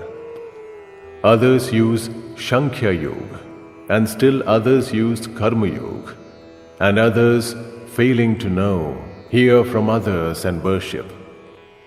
Even they who are devoted to hearing transcend death. O best of the Bharata lineage, whatever movable and immovable objects are created, know them to result from the link between Kshetra and Kshetraj. He truly sees who beholds the indestructible Supreme Lord equally in all beings, while everything else is destructible. He who sees the great Lord equally established in everything, he doesn't kill the Atma with the Atma, and therefore attains supreme liberation. He who perceives all action as being performed by Prakriti and the Atma as a non-agent, he truly beholds. When he sees the different aspects of beings as established in one, and also everything manifested from there, he attains the Brahman. O Kantya, because it is without origin and without qualities, this Paramatma is unchanging, and although based in the body, does nothing. It is not attached, as the sky that is everywhere is not attached because of its subtlety. Like that, the Atma is not attached, though it is in every body. O descendant of the Bharata lineage, just as a single sun lights up the entire world, like that, a single Kshetri lights up all Kshetras. Those who, through their eyes of knowledge, know the difference between Kshetra and Kshetragya in this way, and freedom from beings and Prakriti, they attain the supreme goal. Chapter 14. The Lord said, I am again starting the excellent and supreme out of all types of knowledge, knowing that all the sages are freed from this and attain supreme liberation, seeking refuge in this knowledge and attaining my true nature. They are not born at the time of creation, nor suffer at the time of destruction. O descendant of the Bharata lineage, the great Brahman is my womb. Into that I place the seed, and from that all the beings are created. O Kantya, the different forms that are created in all wombs, the great Brahman is like their mother, and I am the father who provides the seed. O mighty armed one, the qualities Sattva, Raja and Tama generated from nature bind the indestructible Atma in the body. O sinless one, among these, Sattva is shining because it is pure and without sin, but ties down the Atma because of attachment to happiness and knowledge. O Kantya, know Raja to be based on desire and the origin of thirst and attachment, that binds the Atma firmly because of attachment to action. O descendant of the Bharata lineage, know Tama to be born from ignorance and the source of delusion in every being, that binds firmly through error, sloth and sleep. O descendant of the Bharata lineage, Sattva attaches to happiness, and Raja attaches to action. Tama veils knowledge and attaches to errors, O descendant of the Bharata lineage. Sattva overcomes Raja and Tama and becomes strong. Raja, Sattva and Tama, Sattva and Raja. Know that when the light of knowledge is ignited in all the gates of this body, it is only then that Sattva becomes strong. O best of the Bharata lineage, greed, inclination, beginnings of action, restlessness and desire, these are created when Raja becomes strong. O descendant of the Kuru lineage, darkness, lack of enterprise, inadvertence and delusion, these are created when Tama becomes strong. For being dies when Sattva becomes strong, then he attains the shining world reserved for those who have the supreme knowledge. Death, when Rajas becomes strong, leads to rebirth as someone addicted to action. And death, when Tama, leads to rebirth as subhuman species. It has been said that Sattva-type action has the fruit of pure happiness. Raja-type has the fruit of unhappiness, and Tama-type has the fruit of ignorance. From Sattva, wisdom results, and from Raja, greed, and from Tama, only inadvertence, delusion, and ignorance result. Those with a preponderance of Sattva ascend above. Those with Raja stay in the middle. Those with despicable Tama qualities descend below. When the seer doesn't see any agent other than the qualities and knows that which is beyond the qualities, he attains my nature. When the being transcends the three qualities that are the origin of the body, he attains immortality, free from birth, death, old age, and unhappiness. Arjun said, O Lord, from what science does one know who has transcended? What is his conduct, and how does he transcend these three qualities?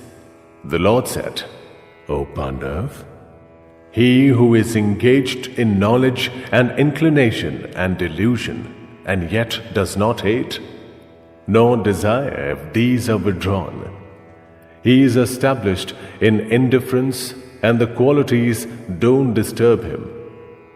Knowing the action of the qualities to be of this form, he is steady and doesn't waver, equal between happiness and unhappiness, established in himself, equal between earth, stone and gold, similar in treatment of the loved and the hated, tranquil, similar between praise and censure, he who treats respect and insult alike, friend and enemy alike, and discards all beginnings of action, he is said to have transcended the qualities.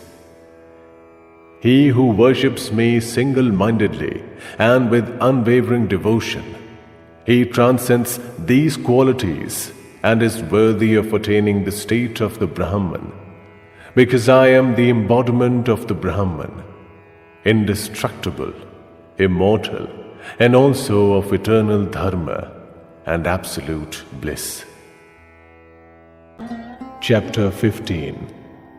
The Lord said, They say the Ashwatthva tree, the holy fig tree, with the root above and branches below, is indestructible. He who knows that its leaves are the meters knows the truth, specially nurtured by the gunas, with objects as its shoots, its branches extend upwards and downwards. In the world of men, its rootlings stretch downwards, the cause of action. In this form is nor felt, nor the end, nor the beginning, nor even its establishment, slicing the thick root of the Ashwatthva with the weapon of firm detachment. Thereafter, one must seek that goal, the attainment of which means no return, stating, I seek refuge in that original being. Without pride and delusion, having conquered the fault of attachment, constant in the knowledge of the Atma, having restrained desire, freed from the opposites of happiness and unhappiness, the wise go to that indestructible goal. Attaining that, there is no return. The sun cannot light that, nor the moon, nor fire. That is my supreme abode. Indeed, part of my eternal form is established as beings in nature and attracts the mind and 6 senses to the world of beings. Like the wind carries away fragrance from receptacles, the Lord, when it discards one body and attains another one, takes these with it and leaves. This is established in the ears, the eyes, touch, the tongue, the nose, and also the mind, and enjoys objects. The deluded do not see the establishment and also the enjoyment and progress with the qualities as attributes. Those with eyes of wisdom see this. Careful yogis established in the Atma see this. Despite care, those who are not established in the Atma and are without consciousness do not see this. The energy in the sun that lights up the entire world, that in the moon, and that too in the fire. Know that energy to be mine. I enter the earth and hold up the beings with my energy. As the watery moon, I nourish all the herbs. I am established in the bodies of beings as the fire of digestion. I mingle with the prana and apana breath and digest the 4 types of food. I am established in the hearts of all beings. I result in memory and knowledge and their lack. Indeed, it is I who am the knowledge of the Vedas and the origin of Vedanta, and I am the knower of the Vedas. The destructible and the indestructible, these 2 Purushas exist in the world. All these beings are destructible. The fixed is known as the indestructible. That apart, there is a Supreme Purusha known as the Paramatma, who enters the 3 worlds and sustains them, the indestructible Lord, because I am beyond destruction and superior even to the indestructible. Therefore, I am known as the Supreme Being in this world and in the Vedas. O descendant of the Bharata lineage, without delusion, he who knows me as the Supreme Being, he is omniscient and worships me in every way. O pure one, O descendant of the Bharata lineage, thus this extremely secret knowledge has been related by me. This understanding leads to knowledge and accomplishment. Chapter 16.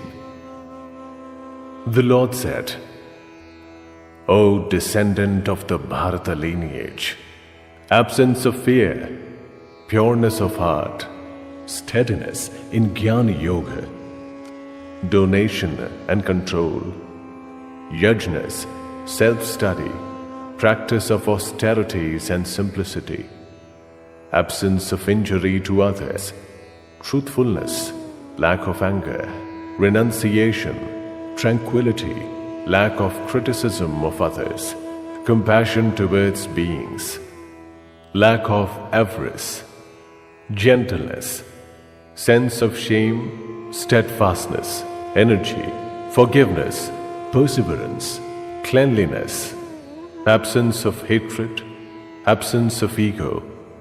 These belong to the person born towards divine wealth. O Parth, arrogance, insolence, egoism, anger, cruelty, and ignorance. These belong to birth towards demonic wealth. Divine wealth is for liberation. Demonic wealth is for bondage. O Pandav, do not sorrow. You have been born towards divine wealth.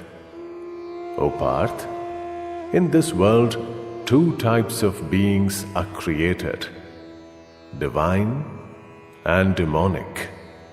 The divine has been stated in detail. Hear from me about the demonic. Demonic people do not know about inclination and disinclination. In them there is no purity, nor righteousness, nor even truthfulness. They say the world is full of falsehood, without basis, without a Lord, created without continuity, and with no reason other than to satisfy desire. Resorting to such views, with distorted minds, little intelligence, and cruel action, they perform evil deeds. They are born to destroy the world, seeking refuge in insatiable desires, deluded with a sense of insolence, pride, and arrogance, accepting surge of the untrue and performing impure rites they act, resorting to immeasurable thoughts till the time of destruction, convinced certainly that the enjoyment of desire is supreme, tied down with the noose of 100 hopes, prone to lust and anger, and accepting evil means for the sake of desire gratification. They wish to accumulate wealth. Today I have gained this. I will get that desired object later. I have this, and again that wealth will also be mine. This enemy has been killed by me. I will also kill the others. I am the Lord. I am the enjoyer. I am the successful, strong and happy. I am wealthy and of noble descent. Who is there equal to me? I will perform yajnas. I will donate. I will pleasure myself. Deluded by ignorance in this way, minds distracted by many thoughts, caught in the net of delusion, addicted to gratification of desires, they are hurled into impure hell. Self-glorifying, haughty, proud because of wealth, they insolently perform unsanctioned rites that are yajnas only in name, resorting to vanity, strength, insolence, desire and anger. They hate me in their own bodies and in the bodies of others, and are disfavored. In this world I hurl those hateful, cruel, evil, and worst among men into demonic births several times. O Kaunteya, from birth to birth, the deluded don't attain me, and obtaining demonic births go down even further. Desire, anger, and avarice. These are the three types of doors to hell and destroyers of the Atma. Give up these three. O Kaunteya, the man who is freed from these three dark doors and follows that which is good for the Atma, thereafter attains the supreme goal. He who deviates from the prescription of the Shastras and acts as he desires like doing, that person doesn't attain liberation or happiness or the supreme goal. Therefore, in deciding what should be done and what should not be done, the Shastras are your test. In this, get ready to perform action, knowing what the Shastras prescribe. Chapter 17. Arjun said, "Those who discard the prescriptions of the Shastras but worship with recourse to faith, what is their devotion like? Is it sattva, raja, or tama?" The Lord said, "According to their nature, people show three kinds of faith: sattva type, raja type, and tama type. Listen to this, O descendant of the Bharata lineage. Everyone's faith follows his inner nature. This being is full of faith. The kind of faith one has makes the person. Those of the sattva type worship the gods. Those of raja type, yakshas and rakshas. The others of the tama type worship ghosts and devils. Those who perform terrible austerities not sanctioned by the Shastras, full of insolence and ego, deriving strength from desire and attachment, devoid of consciousness, torture the elements in the body and also me inside the body. Know them to be driven by demonic resolution. The favored food of all is of three types, and so too sacrifice, meditation, and donations. Listen to the distinction between these. The sattva type favor food that increases life expectancy, vitality, strength, freedom from disease, happiness, and joy, tasty, oily, nourishing, and pleasant.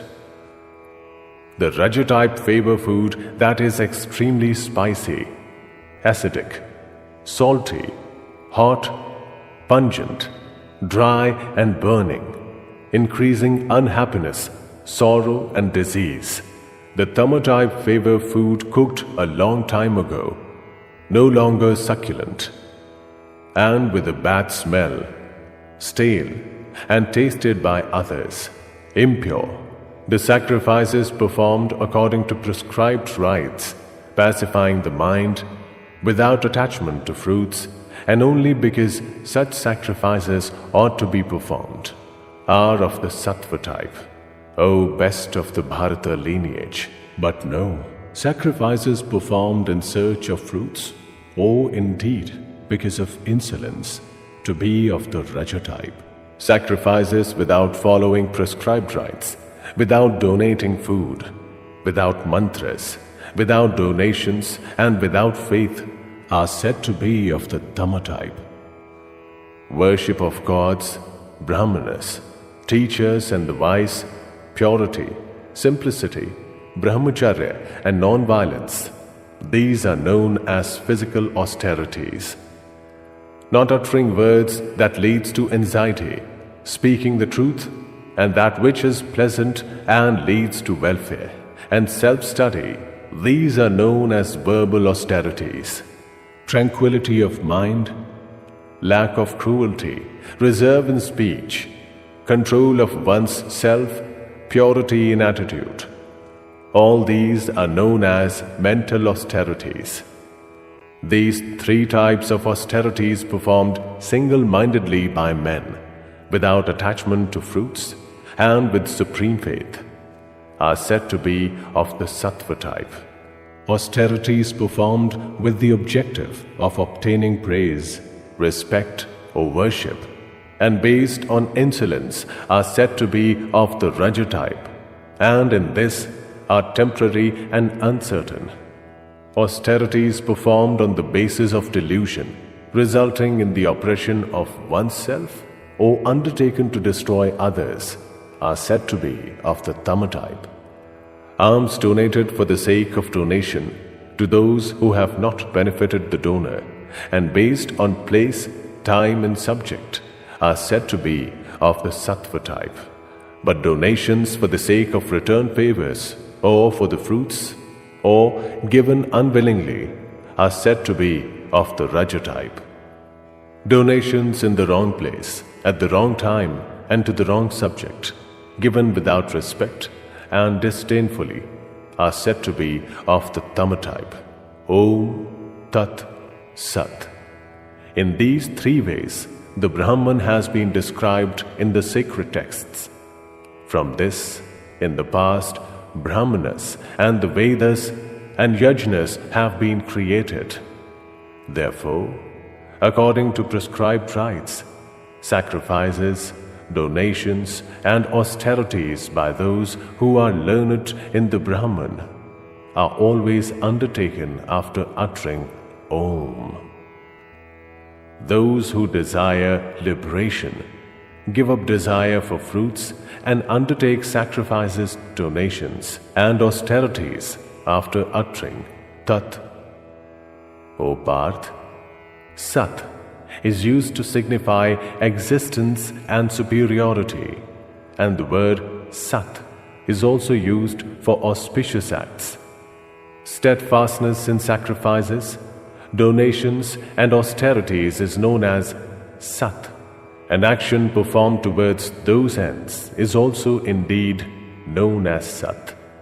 O Parth, sacrifices, donations, and austerities, and any other action undertaken without faith are known as the opposite of Sat, with nothing in this world or in the afterworld. Chapter 18. Arjun said, O mighty armed one, O Rishikesh, O slayer of Keshi, I wish to separately understand the essence of renunciation and relinquishing. The Lord said, the wise know the relinquishing of action that satisfies desires as sannyas. The discriminating call the relinquishing of the fruits of all action, tyaga. Some learned people say that all action is associated with evil and should be relinquished. Some others say that action like sacrifices, donations, and austerities should not be relinquished. O Supreme among the Bharata lineage, listen to my decided views about that relinquishing. O Tiger among men, it has been said that relinquishing is of three types: sacrifices, donations, and austerities are not to be relinquished. Those actions certainly have to be performed, because sacrifices, donations, and austerities purify the hearts of the learned. O Parth, but even these actions should be performed through relinquishing attachment and fruits. That is my decided and supreme view. It is not advisable to renounce indicated action.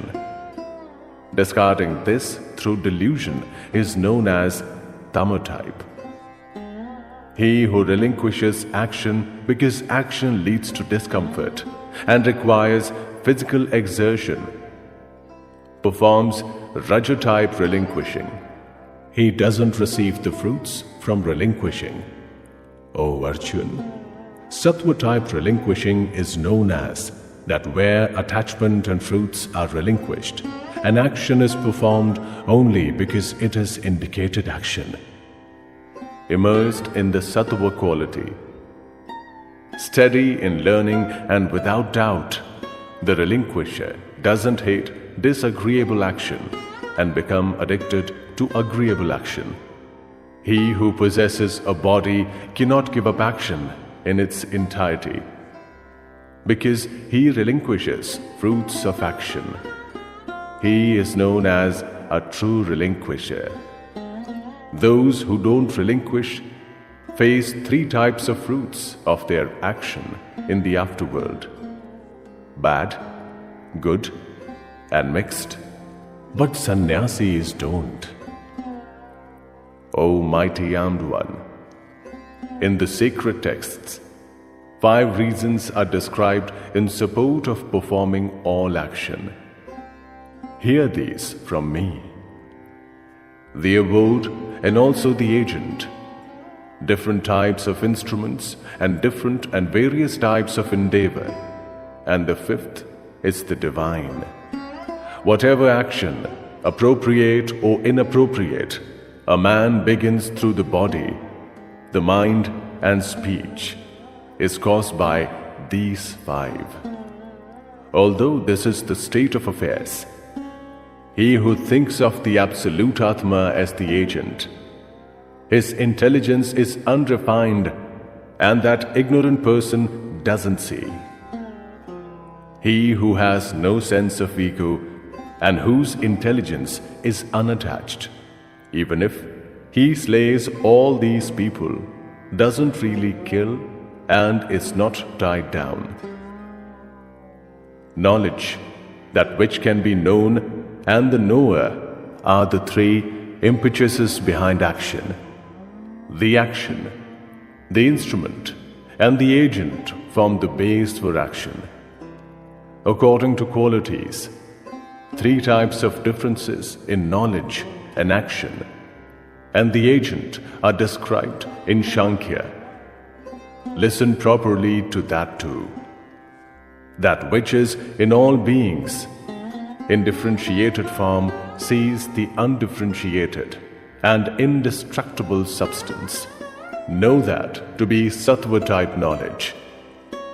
But the knowledge through which one sees in all beings, in differentiated form, differentiated and separate substances, know that to be raja type knowledge.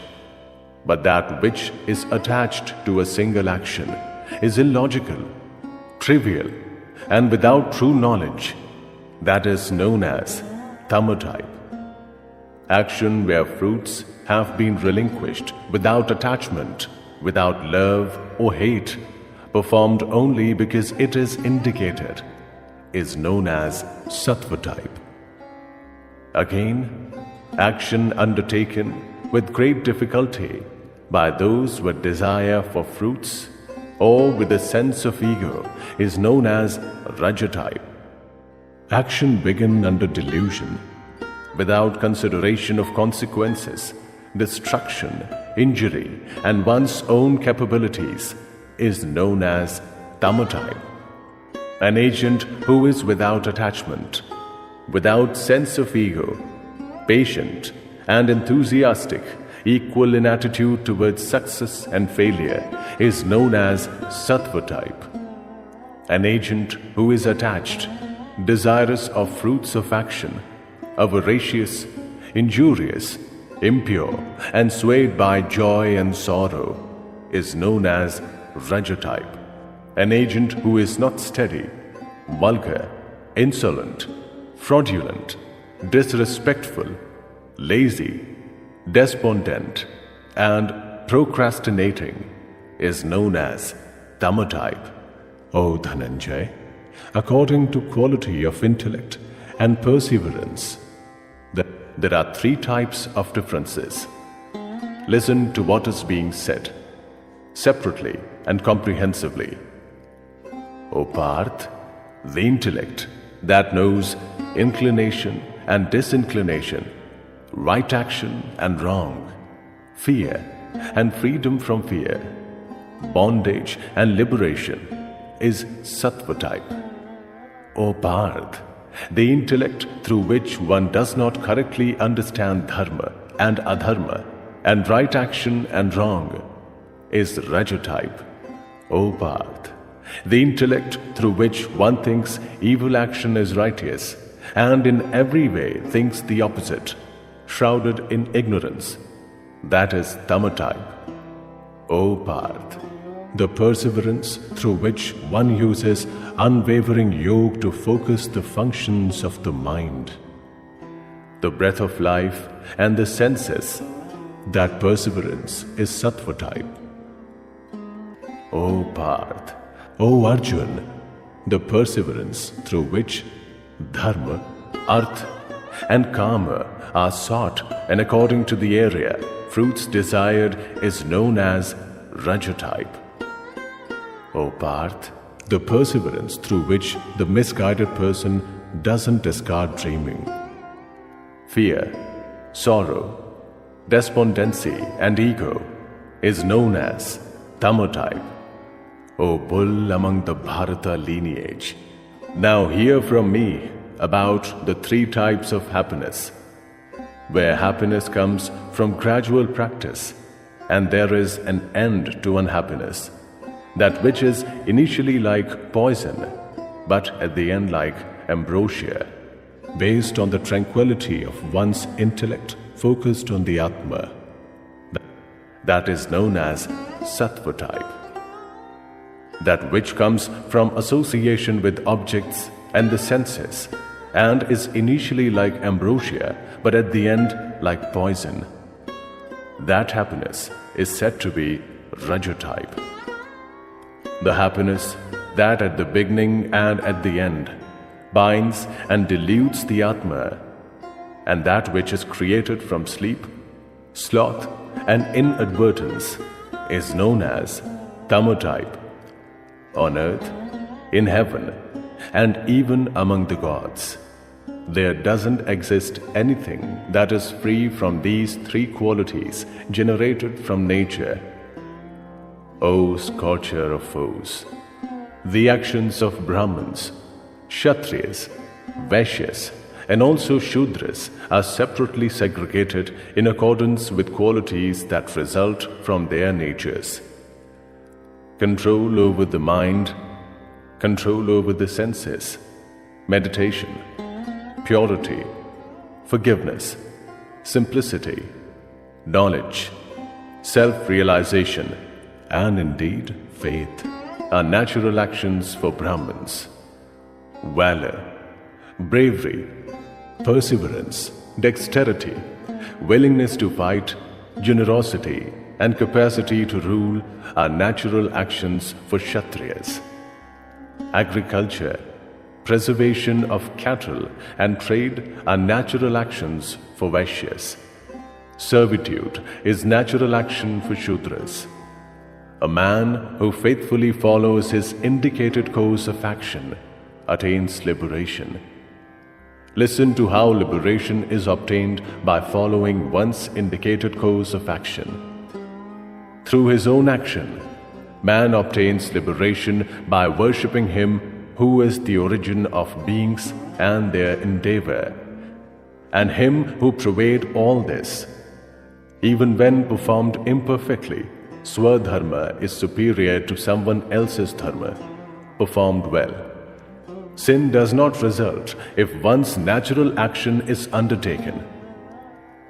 O Kantya, natural action should not be discarded, even if it is tainted. Because all action is tainted, just as fire is shrouded by smoke. He who is detached everywhere has conquered his Atma, has overcome desire through sannyasa, attains the supreme liberation of freedom from action. O Kantya, learn briefly from me how one who has attained liberation attains the Brahman. That is the supreme form of knowledge, united with pure intellect, controlling the Atma with perseverance, discarding objects like sound and renouncing love and aversion, inhabiting a secluded place, eating little, restraining speech, body, and the mind, constantly practicing meditation, seeking refuge in renouncement, discarding ego, power, insolence, desire, anger, and possessions. Tranquil and without ego, he is fit for merging with the Brahman. Tranquil in merging with the Brahman, such a person does not sorrow and does not desire. Looking upon every being equally, he attains supreme devotion towards me. Through devotion, he comprehends my true nature, who I am and my different forms. Then, after knowing my true nature, enters. Seeking refuge in me, he always performs all action, and through my blessings attains the eternal and indestructible abode. Through the mind, offering up all action to me, devoted to me and seeking refuge in Buddhi Yoga, always immerse your mind in me. With mind immersed in me, with my blessings, you will overcome all difficulties. But if, through a sense of ego, you don't listen to me, you will be destroyed. Through a sense of ego, you are thinking that you will not fight. But this resolution is false. Nature will compel you. O Kaunteya, whatever you don't wish to do because of delusion, you will have to undertake in spite of that, because you are tied down by your natural duty. O Arjun, the Lord is established in the hearts of all beings, and through Maya makes all beings whirl, as if they are mounted on machines. O descendant of the Bharata lineage, in every way seek refuge in Him alone. Through His blessings, you will attain supreme tranquility and the eternal abode. I have explained to you this knowledge, which is the most secret of all secrets. Having examined it completely, do what you wish to do. Listen yet again to my supreme words, the most secret of all secrets. You are my dearly beloved. Therefore, I am telling you what is good for you. Immerse your mind only in me. Be devoted to me. Worship me. Bow in obeisance before me. I am pledging that you will attain me, because you are my beloved. Discard all dharmas and seek refuge only in me. I will free you from all sins. Do not sorrow. You should not state this to those who do not meditate, or are devoid of devotion, or do not wish to hear, nor to those who show me disrespect. There is no doubt that he who explains this most secret knowledge to my devotees displays supreme devotion towards me and will attain me alone. Among men, there is no one who does greater service to me. In the world, there is no one, and there will be no one more dear to me. And he who will study this dialogue of ours on Dharma, my view is that he will worship me through Jnana Yoga. The man who only listens with faith and without disrespect, he too will be freed from sin and attain the worlds attained by those who are pure of deeds. O Parth, have you listened to this with single-minded concentration? O Dhananjay, has your delusion of ignorance been destroyed? Arjun said, O Achyut, through your blessings, my delusion has been destroyed.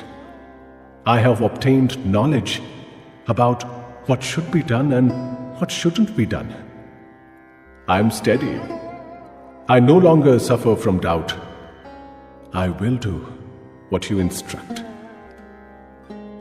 Sanjay said, I have thus heard this wonderful and thrilling dialogue between the great souls Vasudev and Parth. Through the blessings of Vyas, I have heard the supreme and secret yoga directly from Krishna, the Lord of all yoga, when he stated it. O King, remembering again and again this sacred and wonderful dialogue between Keshav and Arjun, I have repeatedly been exhilarated. O King, remembering that extremely wonderful universal form of Hari, I am greatly amazed and repeatedly exhilarated.